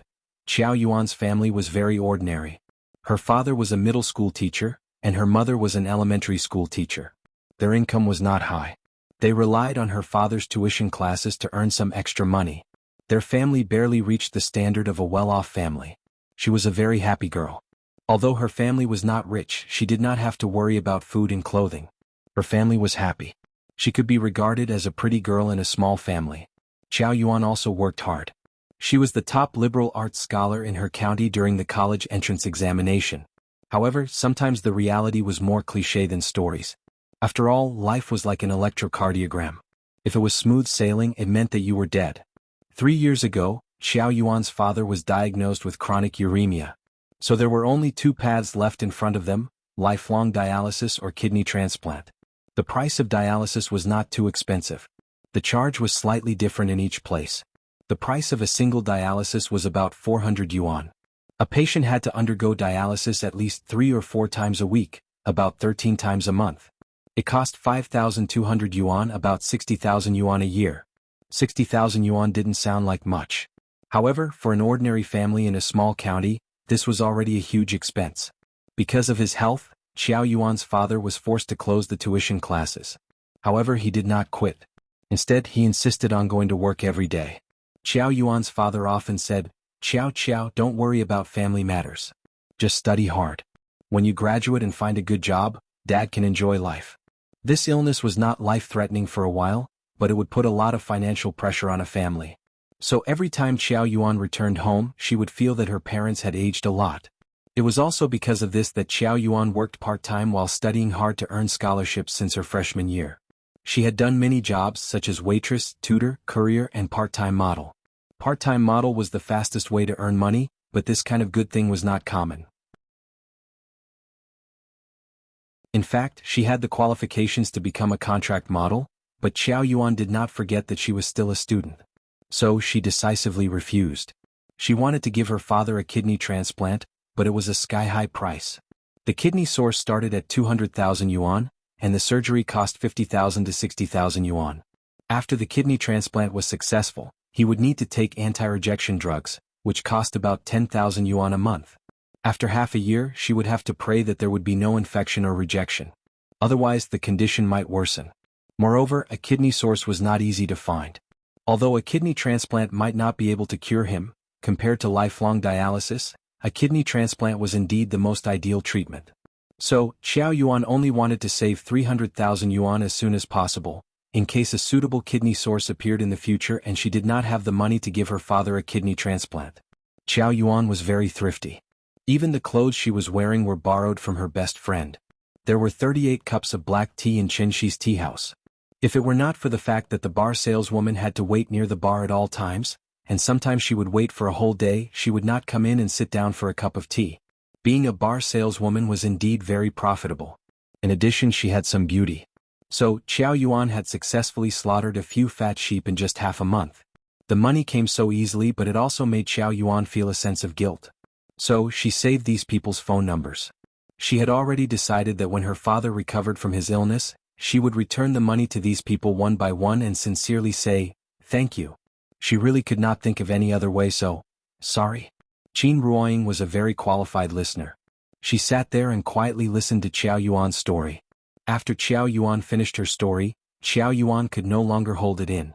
She suddenly lay on the bar counter and burst into tears. Perhaps she had been suppressed for too long, so the girl cried very sadly. Seeing this, Qin Ruoying gently put the tissue next to Qiao Yuan. Then she looked at Qin Shi thoughtfully. Qin Shi saw this and nodded gently at her. With his 5 senses, he could easily determine whether the girl was lying or not. When Qiao Yuan was talking just now, Qin Shi was listening quietly by the side. So he was very sure that the girl was not lying.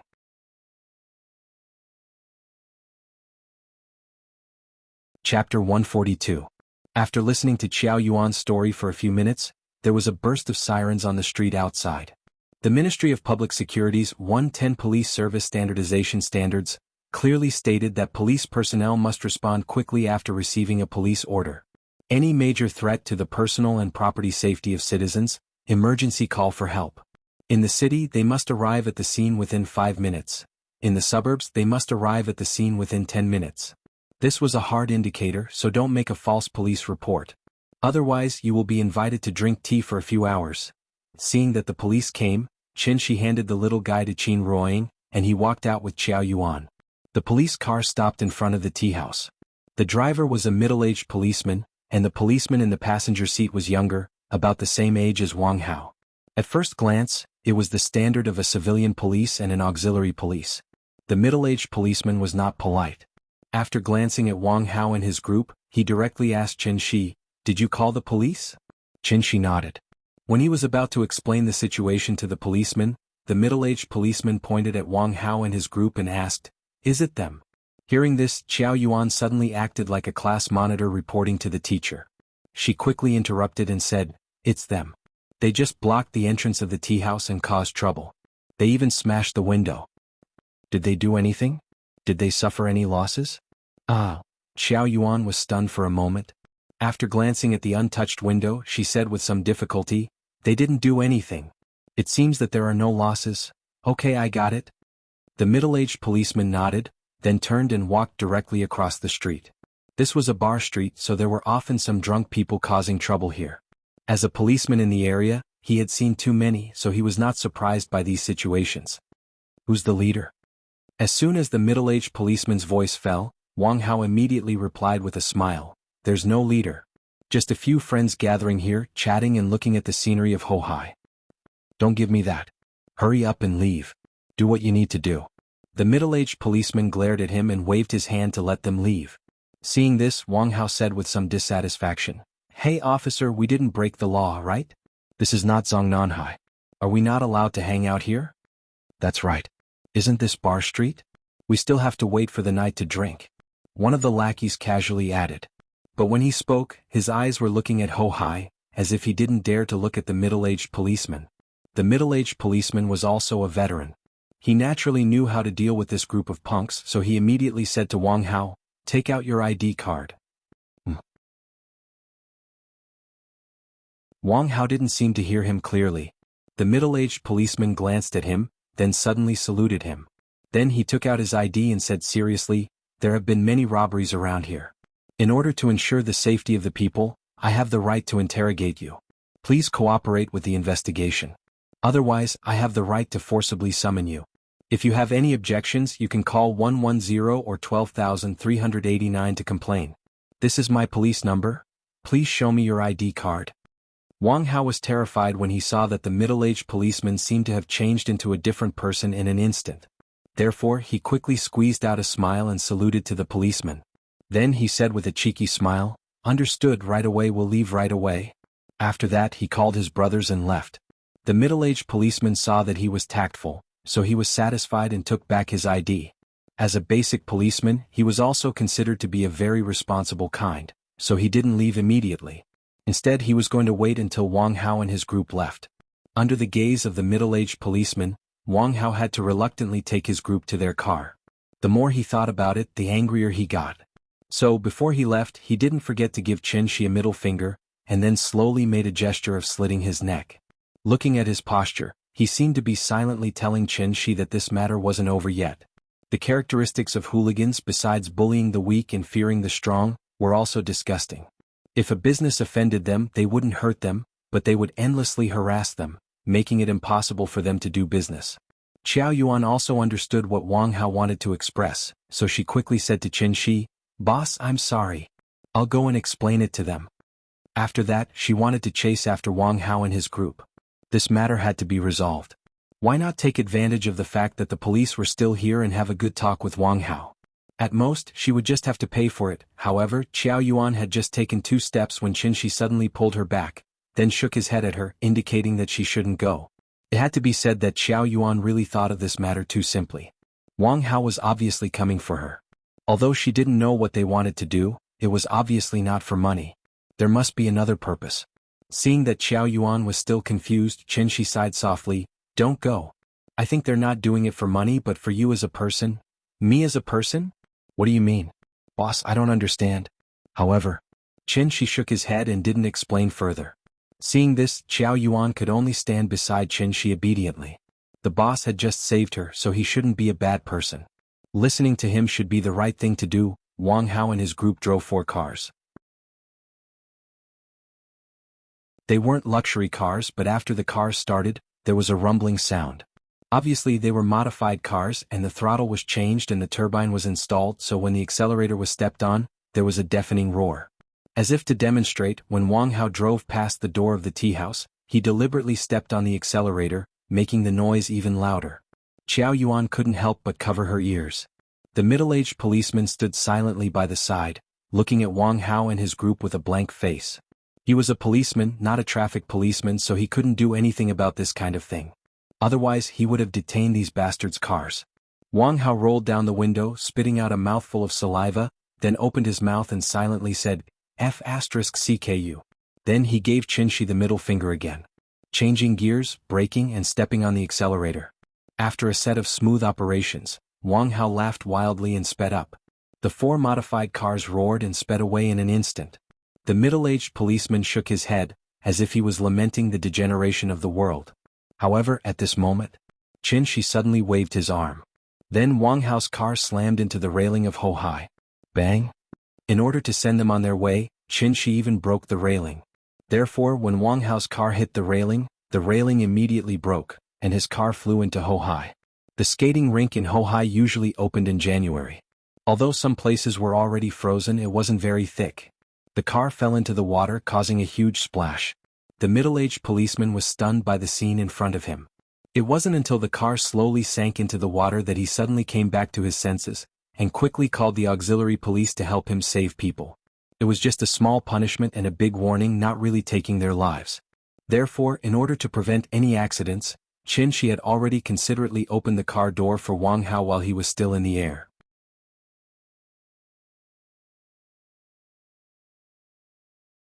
Chapter 143. This year was not a warm winter but a cold winter. So in December, the water surface of Hohai had already condensed a thin layer of ice. Wang Hao's car was filled with 5 people. After the car drove into the water, the 5 people struggled to swim back to the shore. The other people on the shore hurriedly pulled them up. Looking at the people who were squeezing into the car, the middle-aged policeman couldn't help but sigh. Karma. Although tourists accidentally fell into Hohai from time to time, the middle-aged policeman had been in this area for so long, and he really hadn't heard of anyone who could drive a car into Hohai. The car was probably scrapped, and how to get it out had become a big problem. It was estimated that the Shikahai subdistrict community would seek compensation from them. This group of stinky brats was also unlucky. But this was no longer the middle-aged policeman's business, so he called the young policeman and prepared to leave. "Comrade, take care." After Qin Shi smiled and said hello to the middle-aged policeman, he took Qiao Yuan back to the tea house. As soon as they walked into the tea house, Qin Ruoying glanced at Qin Shi with a smile. She knew what happened outside, so she guessed that this must be Qin Shi's good deed. Young people don't know the immensity of heaven and earth. A little punishment is okay. After being disturbed by this group of bastards, the guests at the table who just left didn't even pay the bill. Now they didn't know where they went. After the couple cleaned up the teacups at their table, they returned to the bar with the little girl in their arms. Qiao Yuan stood in the lobby stupidly and looked at their calm appearance. For a while she didn't know what to say. After a long time, Qiao Yuan came to the bar, bowed to the couple and said sincerely, Boss, lady boss, thank you. Hearing this, Qin Ruoying said with a smile, give you a piece of advice, don't do this in the future. This is not a glorious career. With your education, you should be able to find a very good job in the future. I hope you can distinguish the priorities and don't ruin your future. After hearing her words, Xiao Yuan fell silent. After hesitating for a while, she nodded lightly and said in a low voice with a complicated expression, I understand. Thank you, lady boss. Qin Ruoying smiled and turned to look at Qin Shi. Qin Shi looked at his wife helplessly. Then he grabbed a black pill from the plate of sunflower seeds in front of the big cat. The big cat was lying lazily on the bar counter. When it saw that one of its snacks was taken away, it immediately stuck its head out and let out a dissatisfied meow. Qin Shi stroked its head, then smiled at Xiao Yuan and said, this is a pill left behind by an old Chinese doctor. I heard that it's especially helpful for kidney diseases. You can take this pill back to your father and see if it has any effect. Don't worry, it's a pure Chinese medicine formula. Even if it doesn't have any effect, there definitely won't be any side effects. Xiao Yuan took the pill skeptically. After glancing at it, she wrapped the pill in a tissue and said to Qin Shi solemnly, thank you, boss. Go, come, Yin Yin, say goodbye to your sister. Goodbye, sister. Hearing this, the little girl immediately stood on Qin Shi's lap and stuck her head out from behind the bar counter. She smiled and waved goodbye to Xiao Yuan. Goodbye, Yin Yin, sister will come to see you later. Xiao Yuan turned and left with a complicated expression. After leaving the tea house, she couldn't help but look back at the signboard with the words, Qingyi Tea House written on it. Then, as if she had finally made up her mind, she quickly walked towards the bar. The weather wasn't very good today. It was always gray. Although it wasn't hazy yet, there wasn't even a bit of sunlight in the cold weather. There was no way to cheer people up. After the little episode just now, it was already 4:30 in the afternoon. Perhaps she had been infected by the big cat. The little girl sat on Qin Shi's lap and lazily put her chin on the bar counter. She constantly blew with her small mouth, trying to blow a tissue into the air. Qin Shi wanted to take her out for a walk, but the little girl pouted and shook her head. It looked like she didn't want to move at all. The TV in the tea house didn't have a broadcasting function, so she couldn't order cartoons. Since she couldn't watch cartoons, she wanted to serve tea to the customers. There weren't many customers, so the little girl was bored to death. Qin Ruoying saw this and smiled gently. Yin Yin, mommy will tell you a story, okay? Hearing this, the little girl's eyes suddenly lit up. Mommy's stories were better than daddy's stories. So she immediately climbed from Qin Shi's lap to Qin Ruoying's lap. Then she shook Qin Ruoying's arm and smiled. Mommy, tell me. Okay, sit down first. Mommy will tell you a story. Once upon a time, there was a temple on the mountain. Qin Ruoying told the little girl the story of the 3 monks. But before the story was half finished, the door of the tea house was suddenly pushed open. Seeing this, Qin Shi interrupted Qin Ruoying's story and said directly to the little girl, Yin Yin, look, there are guests. Yes? After a few days of getting used to it, the little girl had become familiar with the reception work of the tea house. So when she heard that there were guests, she was so excited that she wanted to jump out of Qin Ruoying's arms. Qin Ruoying was afraid that she would jump and fall, so she had to put her down carefully. The little girl seemed to be very enthusiastic about greeting guests. So when she stepped on the ground, she ran out from behind the bar counter. However, when the little girl ran out of the bar counter and saw the guests, she couldn't help but be stunned. Immediately after, she ran back to the bar counter and hid. Seeing this, Qin Shi picked her up and carried her out of the bar counter. Hello, please take a seat. The person who came was an old man. That wasn't the point. The point was that he had 2 children who were about the same age as Yin Yin. The 2 children looked exactly the same and they were dressed exactly the same. They looked like they were carved out of the same mold, twins. It was the first time that other children had appeared in the tea house, and they were a pair. The little girl had never seen twins before, so she was scared and ran back. After hearing Qin Shi's words, the old man took the twins and sat in the seat where Xiao Yuan had sat before. After carrying the little girl to the old man's side, Qin Shi asked with a smile, What would you like to drink, sir? The old man didn't say anything. Instead, he looked at the little girl in Qin Shi's arms with interest. The little girl seemed to be a little shy. She lay on Qin Shi's shoulder and didn't dare to turn her head. This is your daughter? Yes. How old is she? 4.5 years old. Hearing this, the old man couldn't help but laugh. Then he pointed at the twins who were squeezed on the sofa and said, What a coincidence, these 2 children are also 4.5 years old. It is a bit of a coincidence. As he spoke, Qin Shi put the little girl on the ground. Then he held her hand and said to her, "Nian, come and say hello to Grandpa." The little girl hesitated for a moment. Then, with Qin Shi's encouragement, she said very politely to the old man, "Hello, Grandpa."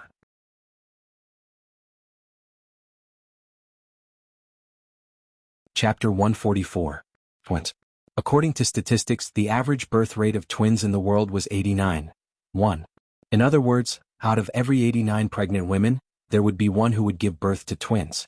Before the two-child policy was introduced, the number of births per day in Wuxia was around 20,800. If it was accurate to the second, then Wuxia would give birth to a baby every 4.15 seconds. Even with a 1% probability, Wuxia would give birth to 2,000 pairs of twins per day. After the two-child policy was introduced, this number would double. Twins were not a particularly rare existence.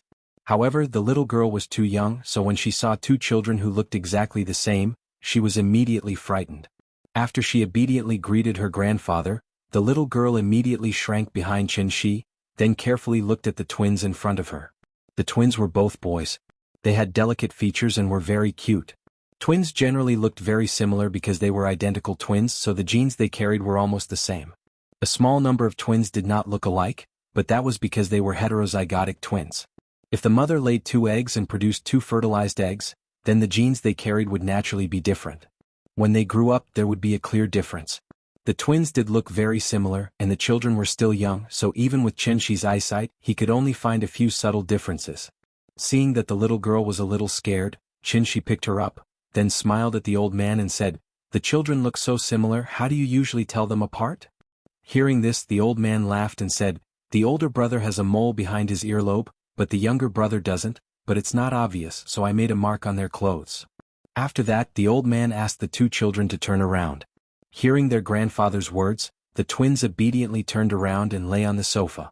At this time, Qin Shi realized that there were numbers written on the back of their clothes. On the left was 1 and on the right was 2. Didn't the 18th National Assembly propose to talk about civilization, so I named the children Civilization. The left is the older brother and the right is the younger brother, Xiaowen Xiaming. Civilization?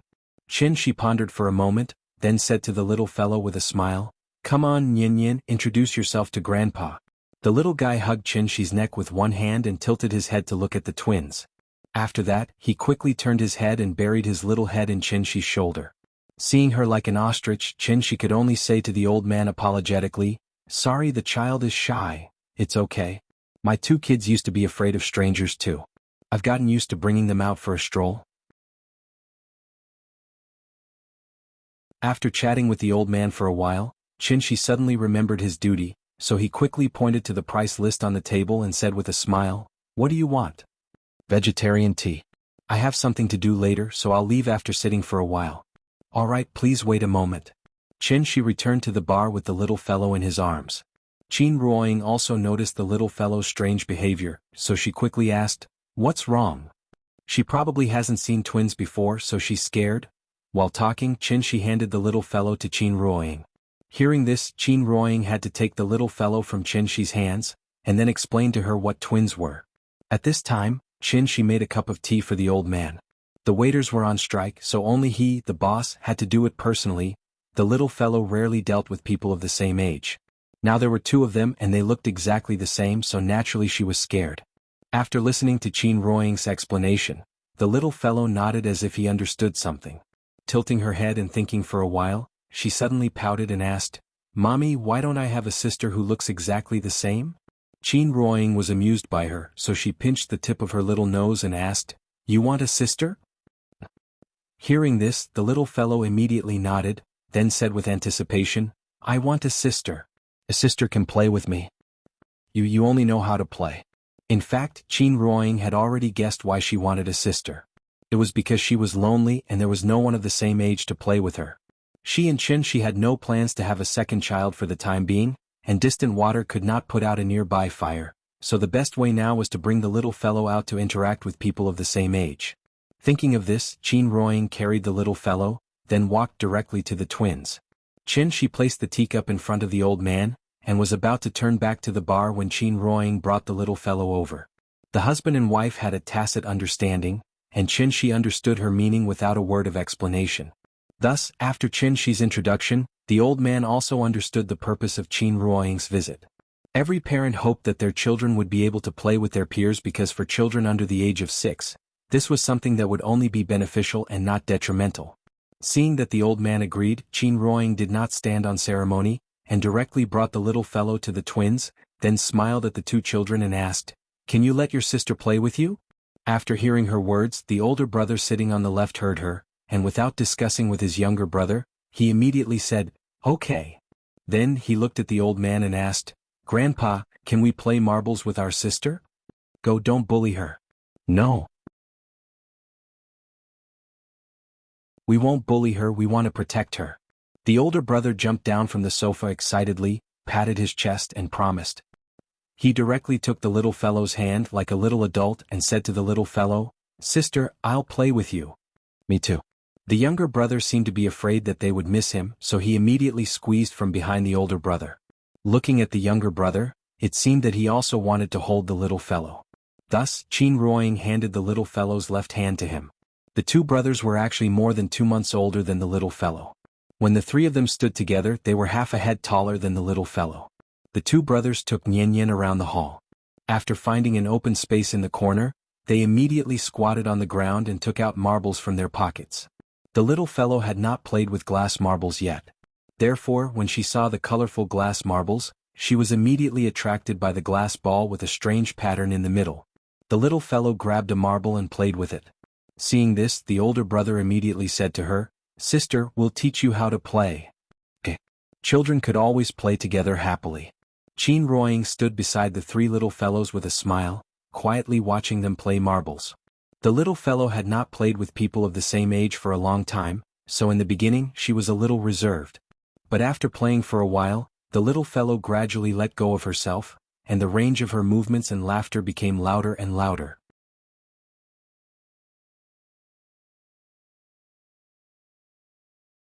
Chapter 145. Playing marbles was actually a very fair competitive game, and it was very helpful for children to learn physics in the future. For example, when they learned about parabola, momentum, force and other subjects, they could not help but think of playing marbles as a child. This also made it easier for children to understand the content of the teacher's lecture. The little girl had never played this kind of game in her life, so she was immediately excited. The twins were already veterans at this game. When they saw that their sister did not know how to play, they let her play. The little girl played 3 times, but they only played once. Qin Ruoying accompanied the children, and Qin Shi accompanied the old man to play Go. However, halfway through the game, the old man's phone suddenly rang. The old man took out his phone and looked at it. His face suddenly sank. After picking up the phone, the old man did not wait for the person on the other end of the phone to speak first. He said directly into the phone, "I'm here, don't rush me." After that, he seemed very impatient and hung up the phone. When Qin Shi saw this, he smiled and asked, "Is there anything else?" "Some family matters. I have to go. I lost this game. Let's come back another day." The old man shook his head and said. After a gentle sigh, he stood up reluctantly and asked casually, "How much is this tea? You've been sitting here for less than half an hour and you haven't drunk much tea. You don't have to pay. This bill is on me." Since Qin Shi said so, the old man didn't hold back. After thanking Qin Shi, he told his 2 grandsons that it was time to leave. When the twins heard their grandfather's call, they were stunned for a moment. They could not help but mutter, "So fast." They seemed to know that they had something to do later, so they reluctantly said to the little girl, "Sister, we have to go. We'll come back tomorrow to play with you." While talking, the 2 brothers also picked up the marbles on the ground. When the little girl saw this, her face was full of reluctance. However, there was no other way. They had to leave, so she had to silently help the 2 brothers pick up the marbles. "That green one is mine." When the younger brother saw that his marble was taken away, he was like a cat whose tail had been stepped on. He pounced and snatched the green marble back from his older brother's hand. The little fellow squatted on the ground and silently watched them pick their marbles. She had a pitiful look on her face, as if she was very reluctant to let the 2 brothers leave. The 2 brothers put away the marbles and stood up. At this time, the elder brother seemed to have noticed the little fellow's abnormality. He hesitated for a moment, but still chose something in his pocket. After a while, the elder brother took out 2 marbles from his pocket and handed them to the little girl. "Sister, these 2 are for you." The little guy was stunned for a moment. He raised his head and glanced at his brother before hesitantly taking the marble from his hand. And mine. I'll give you 2 as well. The younger brother was never willing to fall behind his older brother. After seeing his older brother give the marbles to the little guy, he also quickly grabbed 2 marbles and stuffed them into the little guy's hands. However, after giving away the marbles, the younger brother regretted it. Because the 2 marbles that his older brother gave were carefully selected with the ugliest patterns, but he gave the 2 prettiest ones. Although he felt a little heartache, the younger brother was still a man after all. So he knew that since he had given it away, he couldn't go back on his words. Thus, he stood together with his older brother and waved goodbye to the little guy. Goodbye, sister. I'll come and play with you in the future. And me. I'll come and play with you too. The 2 brothers fought to be the first to say goodbye to the little guy. Seeing this, the little girl also stood up and waved her small hand that was holding the marbles at them. Goodbye. The twins left. The little guy stood on the spot and lowered his head to look at the marbles in his hands. No one knew what he was thinking about. Qin Ruoying waited quietly for a while before lightly walking over. He squatted beside the little guy and pulled him into his arms. Nyenyen, your brothers gave you something. Did you say thank you to them? Hearing this, the little guy immediately used his little hands to hug Qin Ruoying's neck. After thinking for a while, she then asked in anticipation beside Qin Ruoying's ear, Mama, when will my brothers come and play with me again? Qin Ruoying smiled and didn't answer immediately. She carried the little guy to Chen Shi's side. Chen Shi took the little guy and used his hand to scratch the tip of her little nose. He then smiled and said to her, Your brothers will come again tomorrow and play with you again. Are you happy? Happy.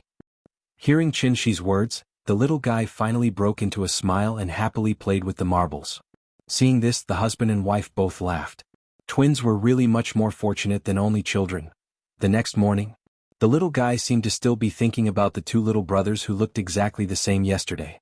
So just after drinking a mouthful of pumpkin porridge, she couldn't wait to shout that she wanted to go to the tea house. Nyenyen, don't be anxious. Finish your breakfast first. It's still early now. They won't come even if you go. Qin Ruoying served the little guy breakfast while Chen Shi tidied up the room. After the family of 3 finished breakfast and were about to leave for the tea house, the door of the east wing suddenly opened. Qin Shueqing actually went out. She had just walked out of the door when she saw the family of 3 standing on the steps of the west wing, staring straight at her. Stunned for a moment, Qin Shueqing asked awkwardly, What's wrong? Oh, did the sun rise from the west today? Chen Shi said as he pretended to look at the sky. Qin Shueqing heard him say this and suddenly felt a little embarrassed. During this period of time, she and Qin Yongyan hid in the room all day to cultivate. They didn't even eat on time. Luckily, Chen Shi left food for them every day. Cultivate, eat, and sleep. They only did these 3 things every day.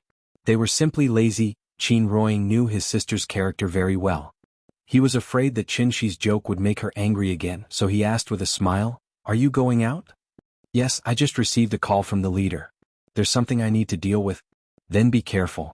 If there's a problem you can call us. Hearing this, Qin Shueqing couldn't help but look at Qin Ruoying, then quickly glanced at Chen Shi. Then she nodded slightly hesitantly and said, Okay, then I'll go first. Go ahead. After Qin Shueqing quickly walked out of the courtyard, Chen Shi looked at Qin Ruoying with a half-smile. Seeing this, Qin Ruoying asked with a smile, If Yueqing encounters any problems as her brother-in-law, will you help? Of course I'll help. After saying that, Chen Shi suddenly laughed, and then carried Qin Ruoying up by the waist. This sudden action immediately shocked Qin Ruoying. She quickly patted his arm and said, Hey, what are you doing?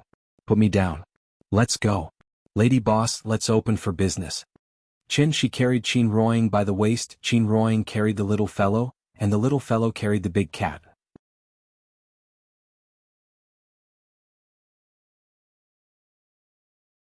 Chapter 146.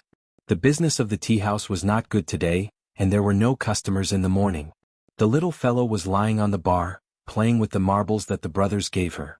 It was really boring to play marbles alone. After playing for a while, the little fellow felt a little bored, so she looked up and kept asking Chen Shi when the 2 little brothers from yesterday would come. The old man just said that they would come, but Chen Shi did not know when they would come. Seeing that the little fellow was about to explode, the couple thought about it, and simply took her to the corner yesterday, and then squatted on the ground to play marbles with her. 4 marbles, a family of 3. Seeing that her parents were willing to play with her, the little fellow immediately became happy. Playing marbles was actually very similar to playing billiards, and they both required certain skills. Qin playing marbles was no different from opening a plug-in. In order to let the little fellow play to her heart's content, he had to deliberately miss every time. The little fellow learned the professional posture that the twins taught her, and after a tireless effort she finally hit Qin's marbles. "Papa, I won. I won." After grabbing the marbles in front of Qin, the little fellow excitedly giggled at Qin. "Nian is so good, do you still want to play?" "Yes." As if afraid that her father would not play with her, the little fellow quickly handed the marbles to Qin. Qin took the marbles, put them back on the ground and then said to her with a smile, "Nian, Papa doesn't know how to play, you have to give in to Papa a little." "Okay, I will give in to Papa." The little fellow nodded again and again like a chicken pecking rice. But after restarting the game her luck was off the charts, so she hit Qin's marble right away. "Oh Nian, you are getting better and better. Papa is so stupid. I won again." The couple squatted beside the little fellow, looking at their daughter's flushed face because of too much excitement. They could not help but reach out and pinch her little face. "Annoying. Papa is annoying. Mama is so annoying." The little fellow twisted her body to avoid the attack, which made Qin and Qin Ruoying laugh out loud. With the company of his parents, the boring morning passed quickly. The three of them had just finished lunch when the door of the tea house was pushed open. The old man came as promised. Traveling with him was naturally the twin brother that the little fellow had been looking forward to for a long time. After the short interaction yesterday, the three little guys had cultivated a deep enough friendship. So when the two brothers walked into the tea house, they immediately looked around for the little fellow. "Sister, we're here." After seeing the little fellow, the two brothers hurriedly ran out and surrounded her. Then, as if he was presenting a treasure, the elder brother took out a small car from his pocket and said to the little fellow, "Sister, look. I brought you something good." After he finished speaking, he laid on the ground and slowly pulled the trolley back. When he let go of his hand, the cart immediately moved forward. The little fellow had never played with this kind of toy before, so she immediately ran over and picked up the cart from the ground to study it. Seeing this, the younger brother grabbed the cart from the little fellow's hand and stuffed his kaleidoscope into the little fellow's hand. "Sister, look at this. This is fun." Seeing this, the elder brother immediately became unhappy. He quickly grabbed the cart back from his younger brother and said to him with dissatisfaction, "My cart is fun." As he spoke, he wanted to put the cart back into the little fellow's hand. Seeing this, the younger brother was not to be outdone and shouted to his elder brother, "The kaleidoscope is fun. The cart is fun. The kaleidoscope is fun." The little fellow held the kaleidoscope in one hand and the cart in the other. She foolishly watched the two brothers quarrel in front of her. Looking at the situation, if they were allowed to quarrel a few more words, they would probably fight. Qin Ruoying had no choice but to step forward to stop them, and then said to the little fellow, "Nian, don't you want to play marbles? Let your elder brothers play with you." With Qin Ruoying's mediation, the two brothers put down their dispute, squatted on the ground with the little fellow, and played the marbles that they didn't enjoy yesterday. After Qin made a cup of tea for the old man, he played Go with him again. Because of the old man's face, Qin held back a few moves, and finally lost by 3 pieces. The old man won with difficulty, but because of this he stopped looking down on him. He just wanted to play casually before, but he didn't expect that the tea house owner was really a master at such a young age. He actually had to use all his strength to win by chance. The two of them chatted while playing Go.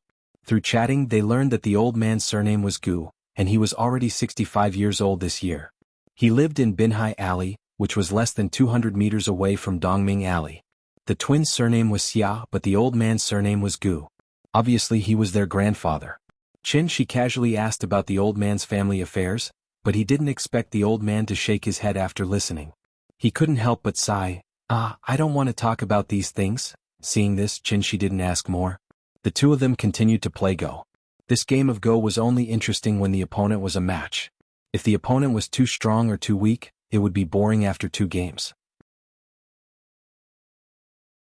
Qin's level was so much higher than the old man's that when he let the old man kill his dragon, the old man didn't notice anything strange. Instead, he proudly said that Qin was inexperienced. Qin nodded with a smile, and then invited the old man to play another game. Recently it had been a bit gloomy. Although it didn't snow, the sun didn't come out much. Today was the worst day in history, but at the same time, it was also the happiest day for the little girl. The heater in the tea house was on full blast. Qin Shi and the old man played Go leisurely while the three little guys were chattering nonstop. Qin Ruoying put on light music, then sat on the sofa next to them and quietly read a book. Perhaps they were tired from playing marbles, so the three little guys sat on the sofa to rest. Then the older brother came up with a new trick. Flipping flower rope. The two brothers probably played it at home, so after Qin Ruoying helped them find a rope, the two brothers immediately showed it to the little girl. The older brother first tied the rope into a noose, then flipped out a square cross with his fingers. When the younger brother saw this, he immediately reached over. After flipping it a few times, the noose was in his hand. Then a double cross pattern appeared on the younger brother's hand. At first, the little girl didn't think it was anything strange. But when she saw the younger brother casually flip and create a new pattern, her interest was finally aroused. The older brother was not to be outdone. After glancing at the double cross on the younger brother's hand, he put his thumb through it, and with a hook of his little finger, a mosquito net suddenly appeared from his hand. Amazing! The little girl stared with her eyes wide open.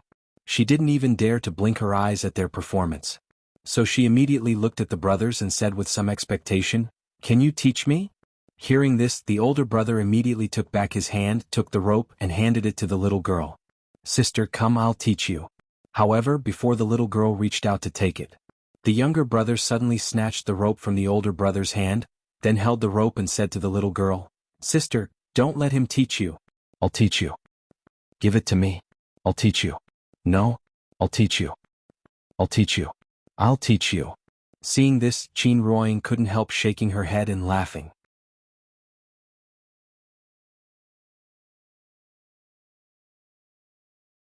Chapter 147. Gu Lao was a retired man, and his only job now was to take care of his grandchildren. The two brothers seemed to be very well behaved now, but in fact they were much more naughty than Yin Yin. If the two brothers stayed in one place for a long time, there would probably be footprints on the ceiling. No matter where they went, the two brothers were together, so they were much bolder than the average child. If it weren't for the little girl in the tea house, they probably wouldn't have been able to sit still and would have clamored to go out and play. Gu Lao was in good health, but taking care of these two naughty boys usually tired him out. Today it was rare that the two brothers didn't bother him, so Gu Lao was naturally happy to be free. The three of them sat in the tea house for the whole afternoon. Qin Shi patiently played Go with the old man. He controlled his level very well, and after a few games his record became 2 wins and 3 losses. Such a well-matched match also thoroughly aroused the old man's competitive spirit, and he became more and more focused when playing Go. 4:20 in the afternoon. Not long after the 6th game started, Qin Shi's phone suddenly rang. He took out his phone and found that the caller was Ning Qiutong, who he hadn't contacted for a long time. Since Qin Shi hung up on Ning Zhonghua last time, the father and daughter of the Ning family didn't bother him again. Ning Qiutong's sudden call probably meant that she needed his help with something again. After thinking for a while, Qin Shi smiled apologetically at Gu Lao, and then picked up the phone. "Hello? Mr. Qin? It's me, Ning Qiutong." As soon as he picked up the phone, Qin Shi heard a little nervousness in Ning Qiutong's tone. The reason why Ning Zhonghua's attitude was so bad when he talked to him last time was because he couldn't find any clues about Yingying at that time, which caused him to be in a bad mood. Now that he found his wife, and the family lived happily together, Qin Shi naturally returned to his previous harmless appearance. Come to think of it, the father and daughter of the Ning family had helped him a lot in the past, although most of it was a combination of interests. However, they were sensible and knew when to advance and retreat, so Qin Shi didn't mind continuing to maintain a relationship with them. Thus he smiled and asked, "It's me. What's the matter?" After confirming that Qin Shi was not very resistant to her, Ning Qiutong immediately said excitedly, "Mr. Qin, can you save my father?" "What happened to your father?" "He was kidnapped." "What happened?" "Dad didn't come home yesterday and I couldn't get through to him on the phone. I thought he had something important to do, so I didn't look for him. I didn't expect to suddenly receive a call from the kidnappers this morning. Did you call the police?" "Yes, the police are at my house right now. Since you've already called the police, you should listen to the police. What's the use of telling me?" After saying this, Qin Shi seemed to feel that it wasn't very nice of him to say this, so he quickly added, "You're pretty rich, right? If you can't save him, then you can use the money to solve the problem. Save him first, you can earn the money later." Hearing this, Ning Qiutong said with a sobbing tone, "The kidnappers don't want money, they only want the pills you gave Dad last time. Qin frowned slightly. Pills? Could it be the accomplices of the two Nanyang people last time? While Qin was still thinking, Ning Qiutong thought that Qin didn't want to, so she begged, Mr. Qin, Dad told me not to call you. Although the police have already started to act, I still feel very worried. I don't want to risk Dad's life, so I took the liberty to call you. I hope you don't mind. Okay, I understand. Hearing her terrified voice, Qin interrupted her and said directly, Do you know where my house is? I still have a few pills left at home. They're on a plate under the coffee table in the living room. You can go and get them, but remember not to break the lock. Thank you, Mr. Qin. Thank you. That's it then. After saying this, Qin hung up the phone.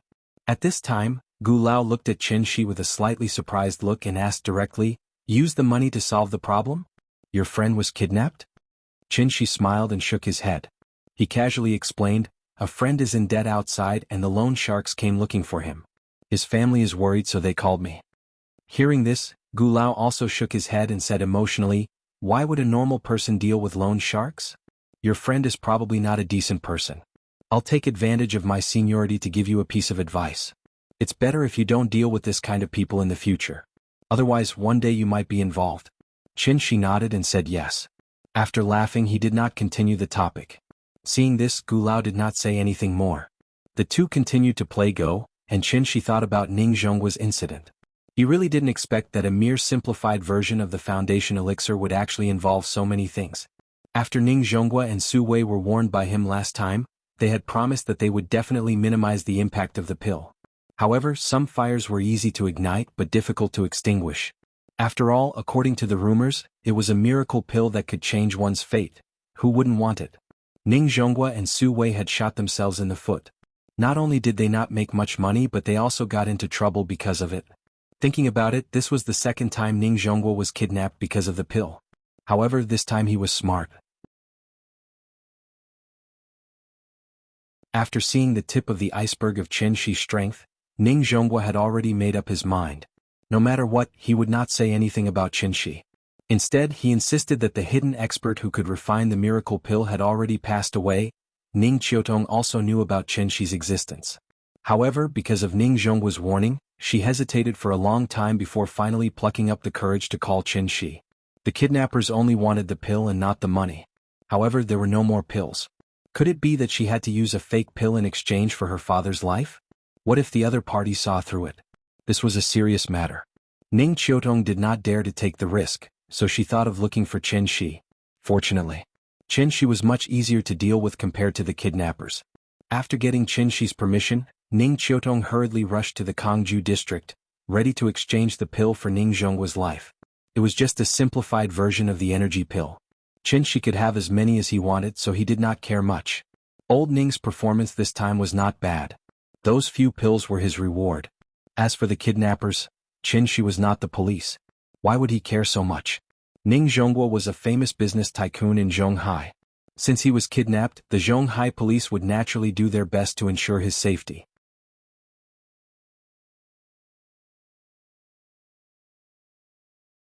Chapter 148. Gu Lao was a very particular person. For the past 2 days he would take the twins to the tea house after lunch every day. At 5 o'clock in the afternoon, Gu Lao would refuse Qin's dinner invitation and then take the reluctant twins home for dinner. A cup of vegetarian tea a day was only 20 yuan. Qin didn't accept it, but he insisted on giving it. He always said that it was a different matter. On this day, when Gu Lao took the twins to the tea house again, he suddenly found that there was a children's playground in the tea house. It turned out that the couple saw that the 3 little guys would spend most of their time lying on the ground, so after some discussion, they simply removed the row of booths on the left side of the bar. The empty space was about 7 or 8 square meters. Qin first circled the area with a plastic fence, and then covered it with colorful children's climbing mats. The twins often brought some small toys for the little guy these 2 days, which opened the little guy's eyes, but also gave her the idea of wanting her parents to buy her toys. Qin suddenly realized that he had not bought any toys for Nian since he came back for so long. So, he discussed with Qin Ruoying to buy a lot of things in Jingdong. Within the 3rd ring road of Shangjing, the Jingdong delivery would arrive the next morning. Qin bought a set of Barbie dolls for the little guy and 2 or 3 sets of accessories for her. Fantasy wardrobes, villas, castles, holiday homes, everything was available. Maybe Nian had a talent for music? A children's electronic organ was needed. Maybe Nian had a talent for painting? Children's paintbrushes, crayons, watercolors, and a painting kit were needed. Nian lacked companionship, so a children's intelligent robot toy was needed. There was also a set of Lego bricks, puzzle toys, good stuff. The couple was addicted to buying. You choose one, I choose one. When Qin Ruoying came back to her senses, the settlement price of the shopping cart had reached more than 8,000 yuan. This was not good. How many toys to buy for the child was a very particular thing. After research by scholars at the University of Virginia, they found that the best number of toys to buy for the child was 5. If there are less than 5 toys, children may feel inferior. But if there were more than 5, not only would the toys not be played enough, but it would also limit the child's creativity. It was also proven that the more toys there were at home, the lower the frequency of children playing with them. Too many toys would distract the child's attention, and it was easy for the child to develop the bad habit of 3-minute enthusiasm. On the other hand, if the number of toys was small, the child would get tired of playing with them. At the same time, if they couldn't get new toys, the bored child would create new ways to play. This was human nature, just like how primitive people created songs and dances out of boredom after eating and sleeping. Therefore, children who liked to study were often more intelligent. At the same time, because they had fewer toys, they were more focused. Of course, it was also wrong not to buy a toy for the child. All the other children had toys, but he didn't. While children envied others, they would also develop feelings of inferiority, which would seriously affect the child's mental health. The number of 5 toys was not an absolute standard. After all, every child was different, so the real effective standard still needed the parents to observe and figure it out. After Qin Ruoying's reminder, she had to sift through the shopping cart regretfully. In the end, there were only Barbie dolls, Lego bricks, and an electronic piano left. When the twins came to the tea house, the little girl was lying in the children's playground, piling up Lego bricks. Because of the new toys, she didn't ask for a brother today. When the brothers saw the children's playground that she had carefully decorated, they immediately ran to the fence and said to the little girl with envy, "Sister, can we come in and play?" "Okay. But Mommy said that we have to take off our shoes when we come in to play." "Okay. We'll take it off." Hearing this, the brothers quickly kicked off the shoes on their feet and couldn't wait to open the fence door. After getting in, they directly lay next to the little girl and played with her with Lego bricks. The 3 little guys made a lot of noise in the tea house, so Qin Ruoying played light music to cover up their chattering noise. Recently, the tea house's business had been declining day by day. It was probably directly related to these 3 little guys. If this trend continued, it was estimated that the tea house would become a children's playground sooner or later. Qin Ruoying sat at the bar, reading a book and drinking tea. The giggles of the 3 little guys from time to time made her smile faintly. Looking up at her lover who was playing chess with Gu Lao, Qin Ruoying felt like she was in a dream. Wasn't this kind of peaceful and comfortable life what she had always dreamed of? Qin Ruoying sat behind the bar in a daze, her face full of happiness. But at this moment, a melodious ringtone suddenly rang out. It was her cell phone that was ringing. She got this cell phone after returning to Shangjing. Only the 3 of them in her family knew her number. Qin Ruoying quickly picked it up and took a look. Sure enough, the caller was Qin Yongyan. The call was connected. But the first sentence from Qin Yongyan shocked Qin Ruoying. "Ying, Qingqing is injured. What happened to her?" It said that she was ambushed and shot in the arm with a sniper rifle. If she didn't dodge quickly, she would be a dead person now. But even so, one of her hands is considered disabled. Qin Ruoying was stunned. Holding the cell phone, she froze in place. At this time, after Qin excused himself from Gu Lao, he got up and went to the bar. He had already heard the conversation between the father and daughter. He patted Qin Ruoying's back gently, indicating that she should not worry. She took the phone from Qin Ruoying and asked Qin Yongyan, "Where is she now?" "In Dianzhou. I'll be right there." "Okay." Hearing Qin's words, Qin Yongyan immediately felt relieved. After telling Qin the specific location, he hung up the phone.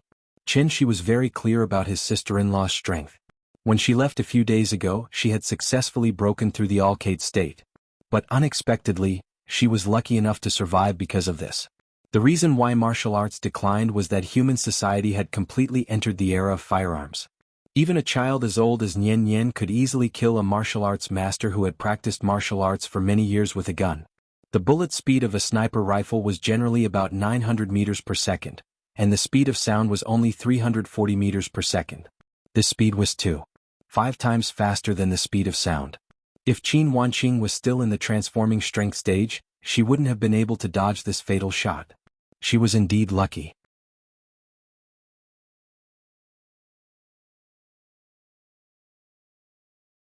Chapter 149.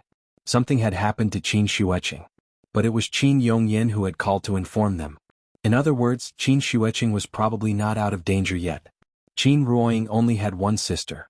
Although Qin Xueqing especially liked to compete with her when she was young, it was just a childish tantrum. It was obviously impossible to say that the two sisters had no feelings for each other. Qin Xueqing actually cared about her sister very much, just like how Qin Ruoying cared about her. It was just that she always appeared cold and aloof. Qin Ruoying was not very sure what would happen if she was shot in the arm by a sniper rifle.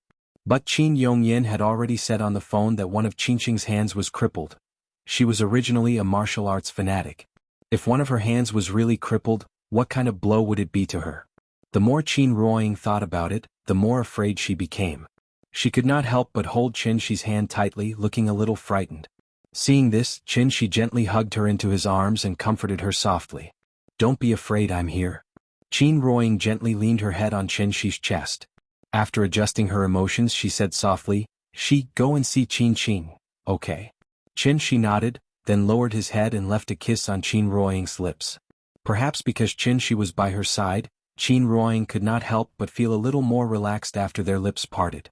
The couple turned their heads to the left side of the bar. The three little guys were sitting on the climbing mat, with a pile of Lego blocks in front of each of them. They were comparing whose block castle looked better. "Nyin, Daddy has to go out for a while. I'll be back soon. Be good at home and listen to Mommy, okay?" Qinxi's tone was full of negotiation because he was worried that the little guy would suddenly flip out. However, the little fellow's reaction was somewhat out of Qinxi's expectations. She looked up at Qinxi. After thinking for a while, the little girl suddenly grinned and said, "Goodbye, Papa. I'll wait for you at home." As she spoke, she waved her hand at Qinxi. At this moment, the twins waved at Qinxi and shouted, "Goodbye, Uncle." Seeing this, Qinxi was stunned for a moment. Then he patted the heads of the three little guys one by one. The little fellow suddenly stopped clinging to him. It probably had something to do with these two brothers. Qinxi didn't know that the two brothers were brought up by Gu Lao. Their parents were very busy with work, so they rarely accompanied them when they were young. After the brothers explained their situation to the little fellow finally understood how happy she was now. Therefore, when Qinxi proposed to go out, Nyin was very generous. Because she now understood that adults need to go out to work, so they can't be with their children all day. The little fellow was very generous, which relieved Qinxi of his worries.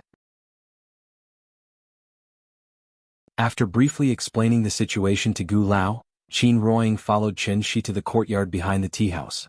"I'm here, don't worry." "Well, after you understand the situation, remember to give me a call." "Okay." Qinxi reached out and gently touched Qin Ruoying's face. After taking her into his arms and kissing her again, he smiled and said, "Let's go." Then, under Qin Ruoying's gaze, Qinxi disappeared in the air in an instant. After sighing softly, Qin Ruoying turned and returned to the tea house. Spring City. What was Spring City? There was no cold in winter, no hot in summer, and spring all year round. Spring City was the provincial capital of Jianghu. It was one of the important central cities in the western region of Wuxia. At the same time, it was also the gateway city to Southeast Asia and South Asia. Spring City was surrounded by mountains on three sides and Dianqi Lake on the south. Because it was located in a low-latitude plateau, it formed a unique climate of spring all year round. Especially with the plateau lake Dianqi Lake regulating the temperature and humidity, the annual average temperature here was always maintained around 16.5 degrees Celsius. The air was really fresh and the climate was pleasant. As a second-tier city, Spring City was naturally not as prosperous as Zhonghai or as grand as Shangjing. But there was one thing that Spring City was better than these two cities. That was there was no smog. Of course, the high altitude in exchange for spring all year round came at the price of low humidity. After living for a long time, people's skin would become very dry. But for people with rheumatoid diseases, this was simply a holy land for health. Rong City Military District, Spring City General Hospital. Senior Officials Ward. The senior officials ward here was not as high-end as the 301 hospital in Shangjing, but it had the advantage of having a high floor and a good environment. There were wardrobes, fridges, washrooms, and bathrooms. The area was not big, but it had everything. Because of excessive blood loss, Qin Shueqing was still in shock. As a newly promoted martial arts grandmaster, her physique was indeed better than ordinary people. After the heavy sniper rifle locked on, she could still sense the danger and dodge in time while being restrained by others. However, although she dodged the fatal shot, her entire right hand was disabled because of it. Because of the appearance of various supernatural dramas in recent years, many people mistakenly thought that after being shot in the head by a sniper rifle, it would only leave a small hole in the forehead. But in reality, if someone was really shot in the head by a sniper rifle, their head would explode like a big watermelon, and they would become a headless corpse in an instant.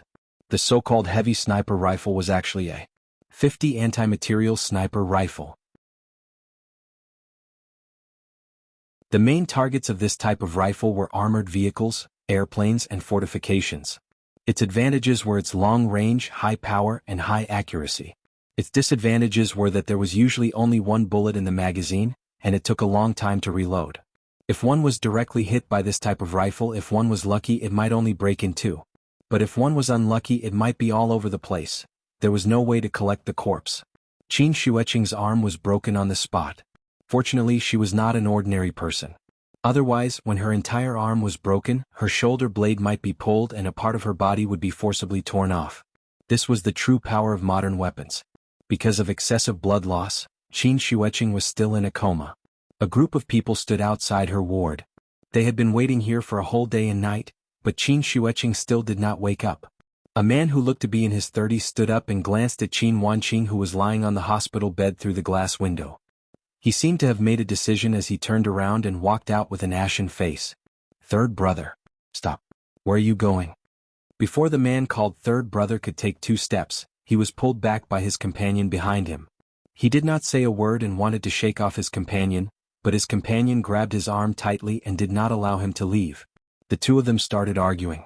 The people around them hurriedly surrounded them and tried to persuade them to calm down. While they were arguing, the elevator door opened with a ding sound. A man slowly walked out of the elevator. He stood in the corridor and looked around. After confirming the room number, he walked directly to the senior official's ward where they were. Third brother was in a fit of anger. When he saw that the man was being so rude, he immediately reached out his hand to stop him. "Stop. Who the F***ck are you? Do you know where this place is?" The man glanced at him, then pointed to the ward behind him and asked, "Is Qin Shueqing here? Who the F***ck are you?" Third brother's attitude was very bad, so the man did not want to talk to him. After glancing at him indifferently, he wanted to walk past him and go straight to the ward. Third brother was instantly furious. He reached out his hand to drag the man back. However, before his hand could touch the man's clothes, a huge force slammed him against the wall.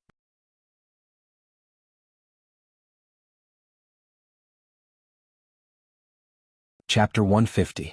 Brother-in-law? The people outside the ward could not help but look at each other when they heard this. After saying that, she didn't bother to pay attention to them anymore.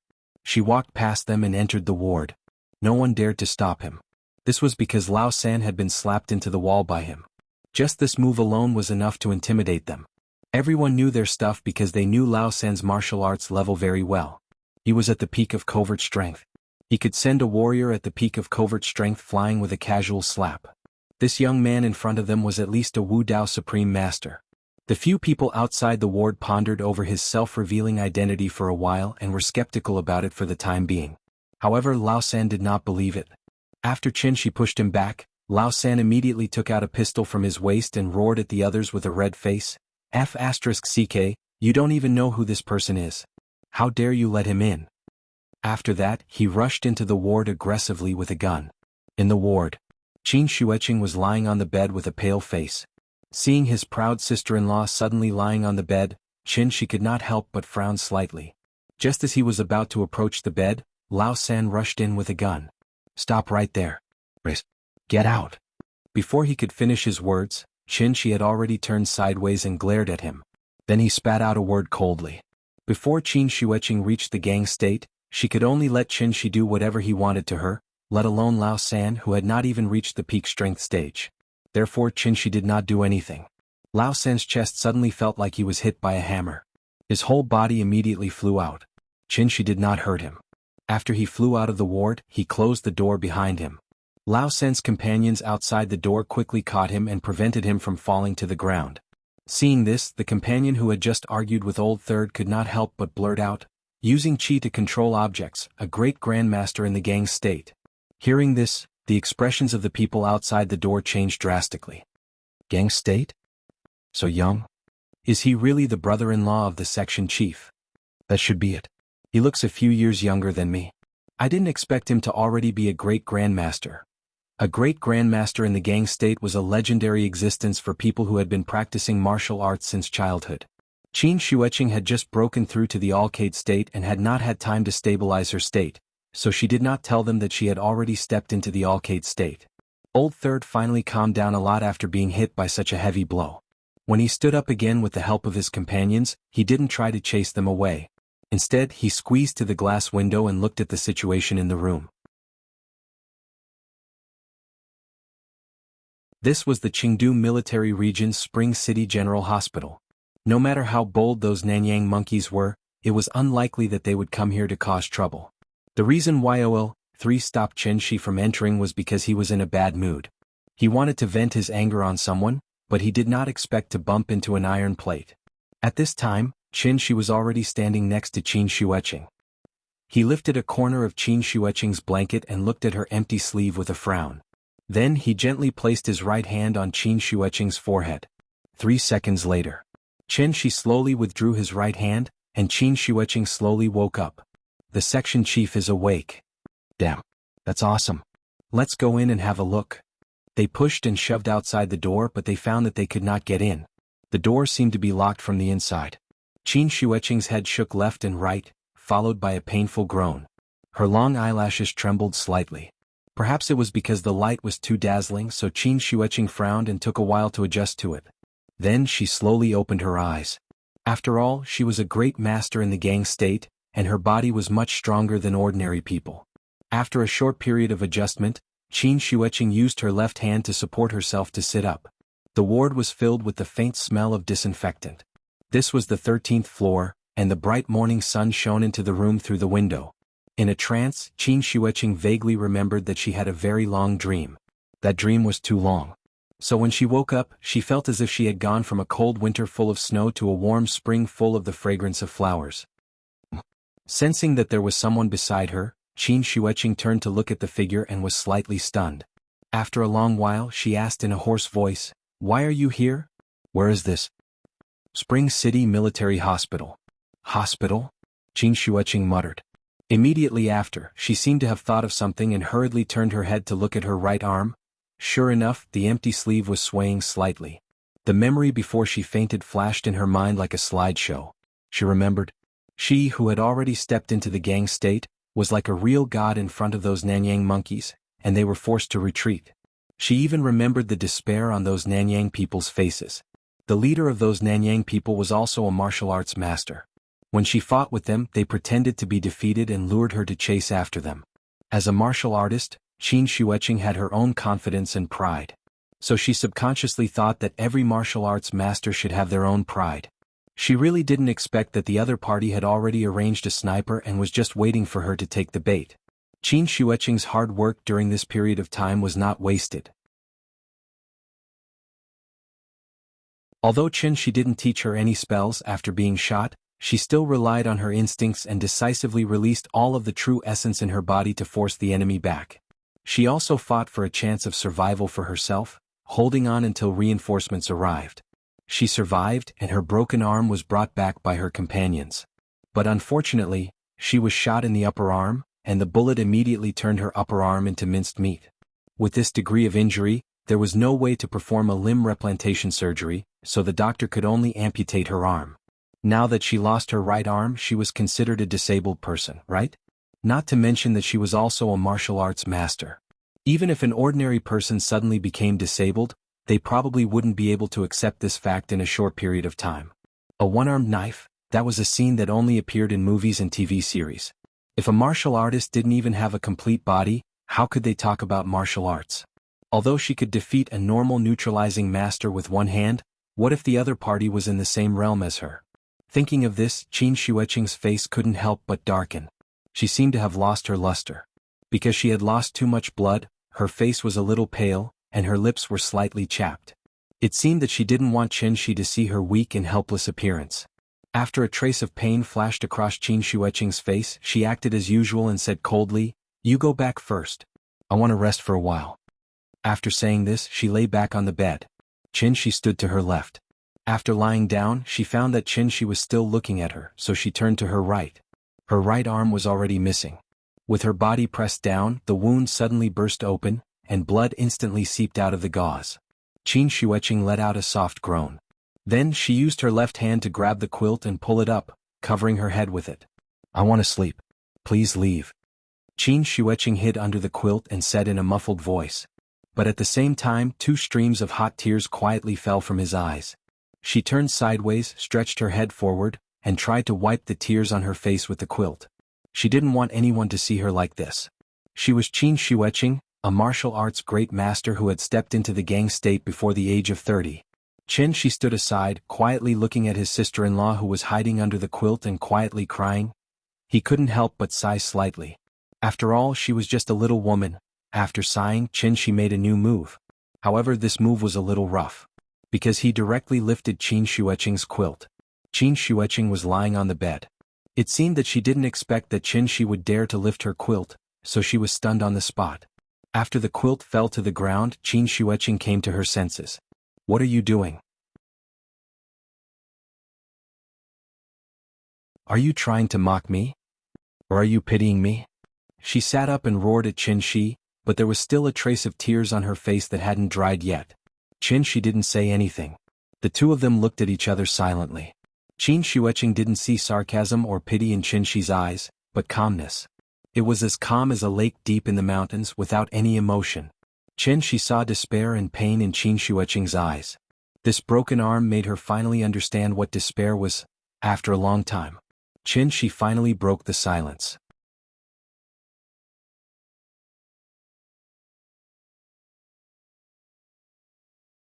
Chapter 151. Kill. Qin Shuiqing was stunned. Suddenly she remembered the scene she saw in the village. It was this harmless-looking man in front of her who used frost and snow as a sword and killed the legend of the village. Was he here to support her? Qin Shuiqing stared blankly at Qin. There were still traces of tears in the corners of her eyes. That pitiful look on her face made her look like a little woman who had just broken up with her boyfriend and was currently feeling extremely sad. Her weeping beauty and pitiful appearance gave Qin a headache. After a slight cough, Qin said in a low voice, "Let's go. I will avenge you." Qin Shuiqing did not speak. She was stunned for a moment. Then she suddenly curled up her legs. She sat on the bed and hugged her legs with her left hand. Then she lowered her head and pressed it tightly against her knees. Qin Shuiqing gritted her teeth and tried not to cry. However, Qin's 5 senses detected the slight trembling of her shoulders and the faint sound of her sobbing. The blow of losing an arm was too heavy for a woman like her who had always been confident and conceited. Blowing the mud up to the clouds, raising the flesh and bones of the dead. In this sentence, the words raise and flesh were both methods of using. If translated in plain language, it should be making the dead stand up, making the bones grow flesh. Coming back from the dead and making the bones grow flesh. This was the method of immortals. Wasn't it just a broken arm? Even if she was broken into 2 pieces, Qin had a way to put her back together. However, after careful consideration, Qin did not intend to tell Qin Shuiqing that he had a way to save her now. Because his character was indeed flawed. As the saying goes, kindness is like water. Those who are too strong break easily, and those who are soft will never be defeated. Misfortune may be a blessing in disguise, and a blessing may be a curse in disguise. With the experience of losing her hand this time, it was not necessarily a bad thing to let this proud daughter of heaven have a taste of bitterness and temper her. Qin Shuiqing hugged her legs in pain silently. Qin was not in a hurry. He just stood silently by the bed and looked at her. After a while, Qin Shuiqing gradually calmed down. She rested her head on her knees and carelessly rubbed it twice. Only then did she raise her head and look at Qin with red eyes. She asked, "Did Big Sister tell you to come?" This woman's logical thinking seemed to be jumping around a bit. Qin did not expect that she would ask such a question after crying for a while. Why did it sound like she was treating him as an outsider? If he asked himself honestly, he should have done a good job as a brother-in-law. After pondering for a moment, Qin Shi nodded and said softly, Uncle Qin and Ying are very worried about you, so I came to check on you first. What about you? Huh? Qin Shi did not understand what she wanted to say. But at this time, Qin Shueqing had already turned her head and looked to the other side. She glanced at the closet next to her and then directly walked out of the bed. You go out first. I want to change my clothes. Okay, I'll wait for you outside. Seeing that she seemed to be much better, Qin Shi did not waste any more time and directly walked out of the ward. Outside the ward, those people were still blocking the door and eavesdropping. When they saw Qin Shi coming over, they scattered like birds and beasts. Qin Shi opened the door. Those people were already sitting or standing in positions. There were a total of 4 men and 1 woman here. They were all Qin Shueqing's subordinates. What did Qin Shueqing do? She was a direct subordinate of the Wulian headquarters in Shangjing. She was the director of the Emergency Operations Management Office for Special Events. She was a section chief, so everyone called her Section Chief Qin. The Wulian was an administrative unit, so naturally, it used the administrative rank. Her position as a section chief did not seem high, but she had special rights. One of them was that it was not illegal to kill people. When the Wulian's department was on a mission in another country, they had the right to request the local police to cooperate with the operation. If the situation was special, they could even apply to the higher-ups for local armed police and military support. Qin Shueqing's Emergency Management Office had 10 action teams under its jurisdiction. With Shangjing as the center, they were responsible for combating all martial artist-related criminal activities in North China. This time, the reason why she came to Spring City was because of the special mission. It was a group of martial artists who illegally came from Nanyang. They planned a shocking kidnapping in Zhonghai, which shocked the entire international Wulian. Their timing was very clever. After most of the people in the Zhonghai branch were transferred to Jinling for another mission, they began the operation and directly kidnapped 2 well-known business moguls in Zhonghai. The social impact of this operation was too great. The Zhonghai branch did not have enough time to transfer people from Jinling, so they had to send an emergency request to the headquarters. After the headquarters in Shangjing received the request, they immediately sent out reinforcements. Qin Shueqing was one of the main people in charge of this rescue mission. After they set off from Shangjing and arrived in Zhonghai, they found that the group of Nanyang people had already gone deep into the hinterland of Wuxia. This group of people was also very brave. After they knew that the military would take over the sea and the air defense, they simply chose to travel by land. They crossed East China, Central China, and South China, planning to return to Nanyang from Guizhou. They had hostages in their hands. All of them were highly skilled in martial arts and were armed with heavy weapons. Due to various considerations, the local police did not dare to obstruct them. They set up checkpoints along the way, but they let them pass. From East China to the border of South China, it was more than 2,000 kilometers. This group of people only took 1 day and 1 night to complete the entire journey. This could already be considered a terrorist activity. In a fit of anger, the Wulian leader ordered the action team to set up layers of defense on the border of Guizhou with the Border Defense Army. Even if the hostages were hurt, it was absolutely impossible to let them leave Wuxia unscathed. Qin Shueqing led the team to intercept them in Guizhou. After a short exchange with that group of people, they retreated after 1 strike and turned to jump into Shirwan Mountains. Shirwan Mountains was located in the southern part of Guizhou. It faced the sea and was adjacent to Yuebei. The mountains were filled with towering trees, and there were few roads and few people. Qin Shueqing originally thought that they would find an opportunity to cross the border from Shirwan Mountains and escape to Yuebei, so she launched a search operation in Shirwan Mountains.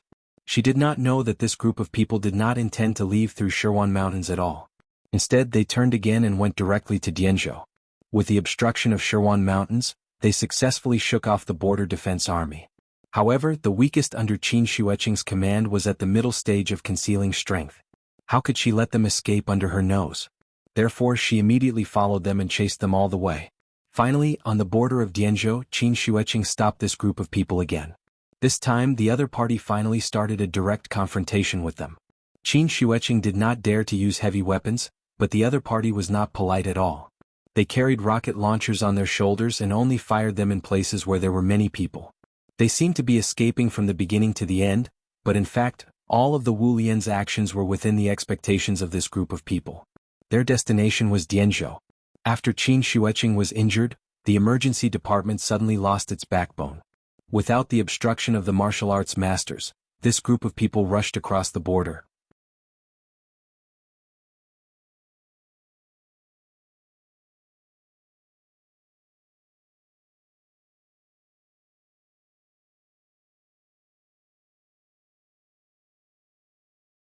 Instead, he chose an extremely clumsy method. And that was to directly inject his vital essence into Qin Shuiqing's body. His sister-in-law was now considered an immortal cultivator, so after Qin Shi's vital essence entered her body, he could circulate the Dharma art without any hindrance. It seemed like he was flying with Qin Shuiqing, but in fact the two of them were flying separately. However, Qin Shuiqing didn't know this. Feeling the constant warmth from Qin Shi's hand, she actually blushed for the first time. Because she was worried that Qin Shi would notice her strange behavior, Qin Shuiqing quickly turned her head to look in another direction. She didn't even hear Qin Shi talking to her. "I'm asking you a question. Where are those people?" Qin Shi thought she was frightened, so he patiently asked twice. It wasn't until the third time that Qin Shuiqing finally came back to her senses. She quickly answered, "Southwest, south of Wen Mountain. It's about 180 kilometers away from Spring City." "Okay." Qin Shi looked in the direction. After confirming that it was correct, he directly flew over with Qin Shuiqing. Qin Shuiqing secretly glanced at Qin Shi's side profile from the corner of her eye.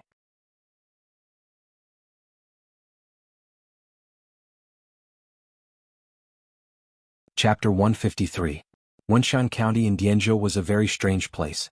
It was adjacent to North Vietnam, and the border smuggling industry had even formed a complete industrial chain. Each smuggler was 50 yuan, and the guide fee was 100 yuan. If they needed to apply for a visa, it was 200 yuan. Of course, this was without bargaining. After the smugglers paid the protection fee, they could even seek the protection of the local gangsters. If anything happened, they would come forward to solve it because the other party also had to build a brand reputation. Today, everything in Wenshan was in order. Therefore, many people didn't know what had happened here. More than 20 years ago, a major incident happened in Wenshan County's Pingyuan town. It could be said to be the largest anti-drug operation since the founding of the country. Compared to this incident, the incident in Yuezhou's Lufeng Boshi village paled in comparison. As for people like Dongbei's fourth master Qiao, Liaodong's Lu Yong, Shanqing's Wenchang, and Chengdu's Lu Han, they couldn't be compared at all. The former was a gangster who could show off with a pistol, while the latter was a drug lord who had his head tied to his belt and could explode with a grenade at any time. After the anti-drug operation in Pingyuan, Wenshan became what it was today. However, it had always been the focus of the country's attention. The drug dealers weren't stupid. After the anti-drug operation ended, they had already moved to Maoping village, which was more than 100 kilometers south of Wenshan and only 2 kilometers away from the border. They usually lived in Maoping, and when they needed to work they would smuggle to North Vietnam. They were born and raised in the local area. Every forest and every hillside couldn't be more familiar. This section of the border had no natural barriers. As long as they passed the boundary marker, they would be considered to have left the country. The border guards were also people. If they hadn't received the news in advance or happened to run into them, there was basically no way to stop these people. After leaving the country, they had no right to catch them. After returning to the country, they immediately became honest citizens. They also had no right to catch them. Qin Shuiqing was ambushed about 2 to 3 kilometers west of Maoping village. After the Wu Lian's investigation, they had already determined that the spy for the Nanyang people was an old drug dealer in Maoping village, Poison Dog. Poison Dog was his nickname more than 20 years ago. After Pingyuan was swept away, Poison Dog changed his name to Old Dog and hid in Maoping village. He was the type of person who didn't have much courage and was usually very cautious. He knew that he was in the business of killing people, so he never hid or transported the drugs himself. He had always let his subordinates do it. Although his reputation was great, his business was very small, and his path was very stable.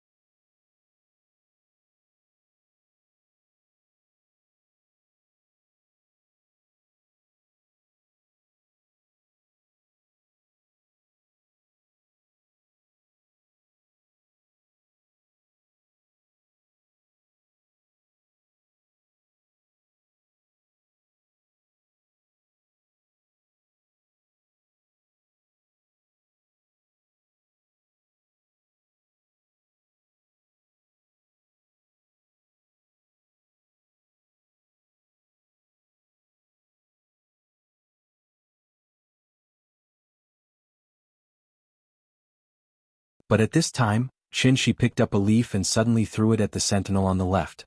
The green leaf instantly turned into a deadly blade and pierced through the guard's throat, leaving a long trail of blood in the air. Only brain damage could lead to immediate death, so the sentinel did not die immediately. He widened his eyes and hurriedly dropped the gun. He used both hands to tightly grip his neck, trying to press down on the wound. But how could the wound on the aorta be pressed with the hand? All of this happened in a flash. Even when Qin Shueqing jumped in front of him, the sentinel on the right still had not recovered. He stared blankly at the beautiful woman in front of him. Then his eyes suddenly turned black and he completely said goodbye to this world. Qin Shueqing smashed the top of his head with her palm. After taking care of the sentinel on the right, Qin Shueqing jumped down from the basket and gently landed on the back of the horse. This was the first time she killed someone. But strangely, Qin Shueqing did not feel any discomfort. She felt as if she had just casually killed a fly, so she did not feel guilty at all. When Qin Shi saw her like this, he knew that she might be thinking about life again, so he immediately interrupted her thoughts and said with a smile, "You have to remember one thing.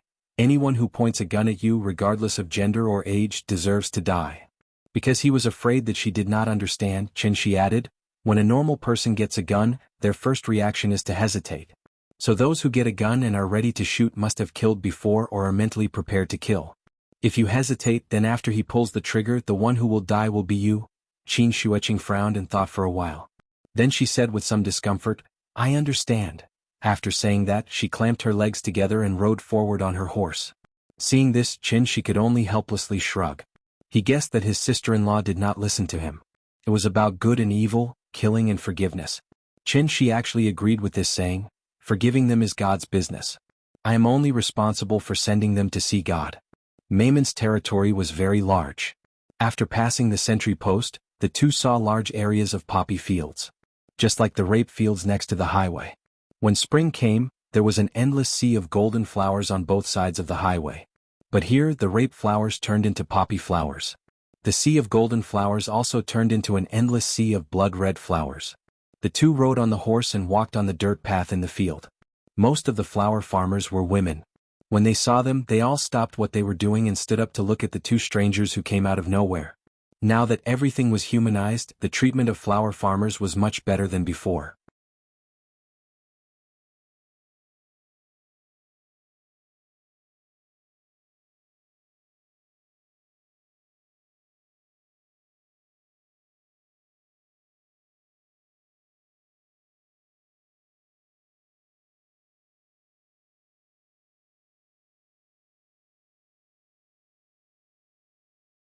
Chapter 159.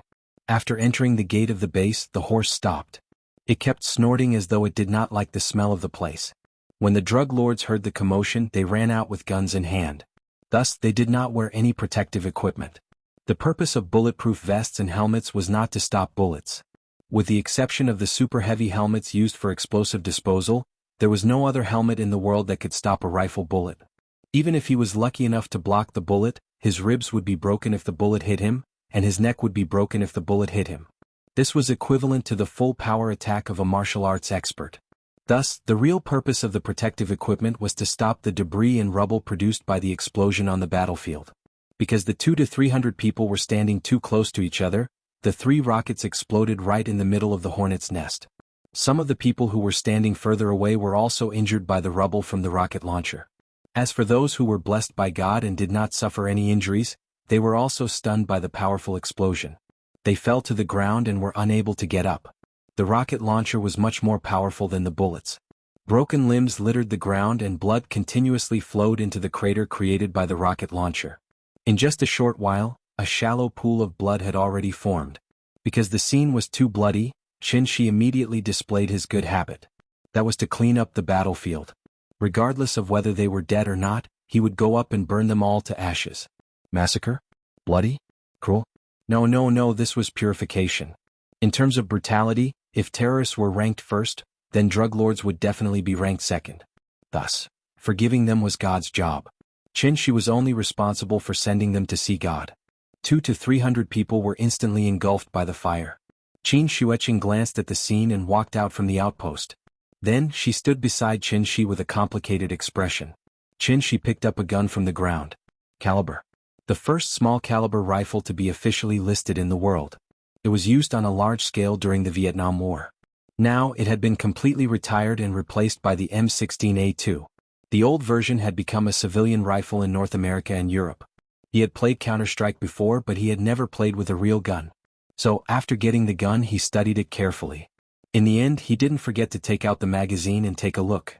Then he put it back. Fortunately, the magazine was full. Let's go and see where the hostages are being held. Leaving the horse at the gate, Qin Shi swaggered into the base with Qin Shuecheng.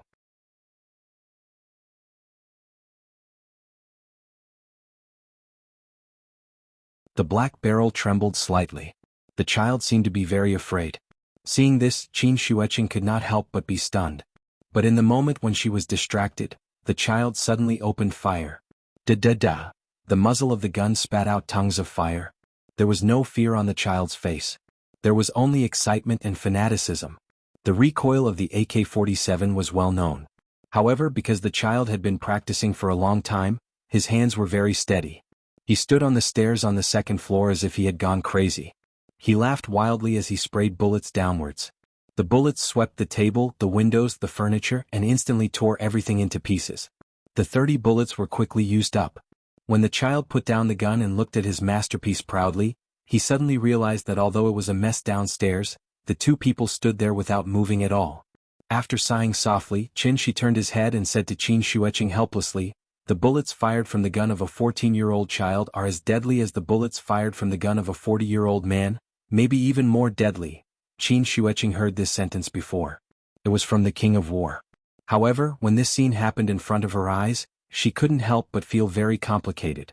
Qin Shi did not say anything else. With a wave of his hand, the bullets that stopped in front of them all turned around and then shot at the child on the stairs at a faster speed. The body was a child, but the heart was a demon, so can't stay. Originally, Qin Shi came with the mentality of avenging his sister-in-law, but after being disturbed by this child, even he began to feel a little uncomfortable. The child was not wrong. It was the world that was wrong. Even a teenager was trained to be a demon that killed without batting an eyelid. This kind of behavior had completely infuriated him. After frowning and glancing at the stairs, Qin Shi suddenly seemed to have noticed something. He quickly looked back at the door of the villa. Qin Shuecheng saw his actions. While she was confused, Qin Shi's figure had already disappeared from the hall. Almost at the same time, he was outside the villa.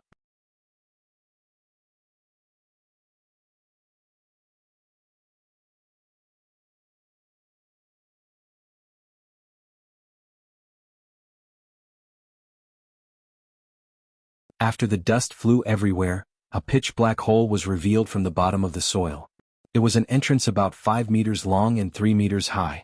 Just like the entrance to the underground garage at first glance, it was dark below. Qin Shi landed at the entrance of the hole and then directly walked in. However, waiting for him was a group of fully armed soldiers. Intense gunshots suddenly rang out from underground, and the crazily gushing flames almost lit up the underground tunnel. A true essence barrier instantly appeared in front of Qin Shi. Just like an umbrella, it blocked the bullets that rained down like a storm. All the bullets that flew in front of Qin Shi strangely stopped in midair. In a short while, an iron wall made of bullets appeared in front of Qin Shi. The afternoon sun shone in from outside the hole, and the soldiers stood at the bottom of the tunnel so they could not see the figure of the person clearly. They looked up, and no matter how hard they tried, they could only see a vague shadow at the entrance of the tunnel. After estimating that even a tank would be penetrated, the soldiers stopped firing. At this time, Qin Shi waved his hand. The wall of bullets in front of him suddenly turned into a rainstorm and shot at the people below. In an instant, the end of the tunnel became a hell on earth, and endless screams and wails echoed. Qin Shi slowly walked down the tunnel. When he reached the bottom of the tunnel, there was no one alive. At this moment, he was the incarnation of the god of death. You're tuning in to the Han Li's Wuxia Adventures YouTube channel. We're so grateful for your support, and don't forget to subscribe to join us on this incredible journey through captivating stories. Your generosity through donations truly makes a world of difference, as it's the primary source of revenue that allows me to expand and enhance this channel for you. Thank you from the bottom of my heart for being a part of this adventure.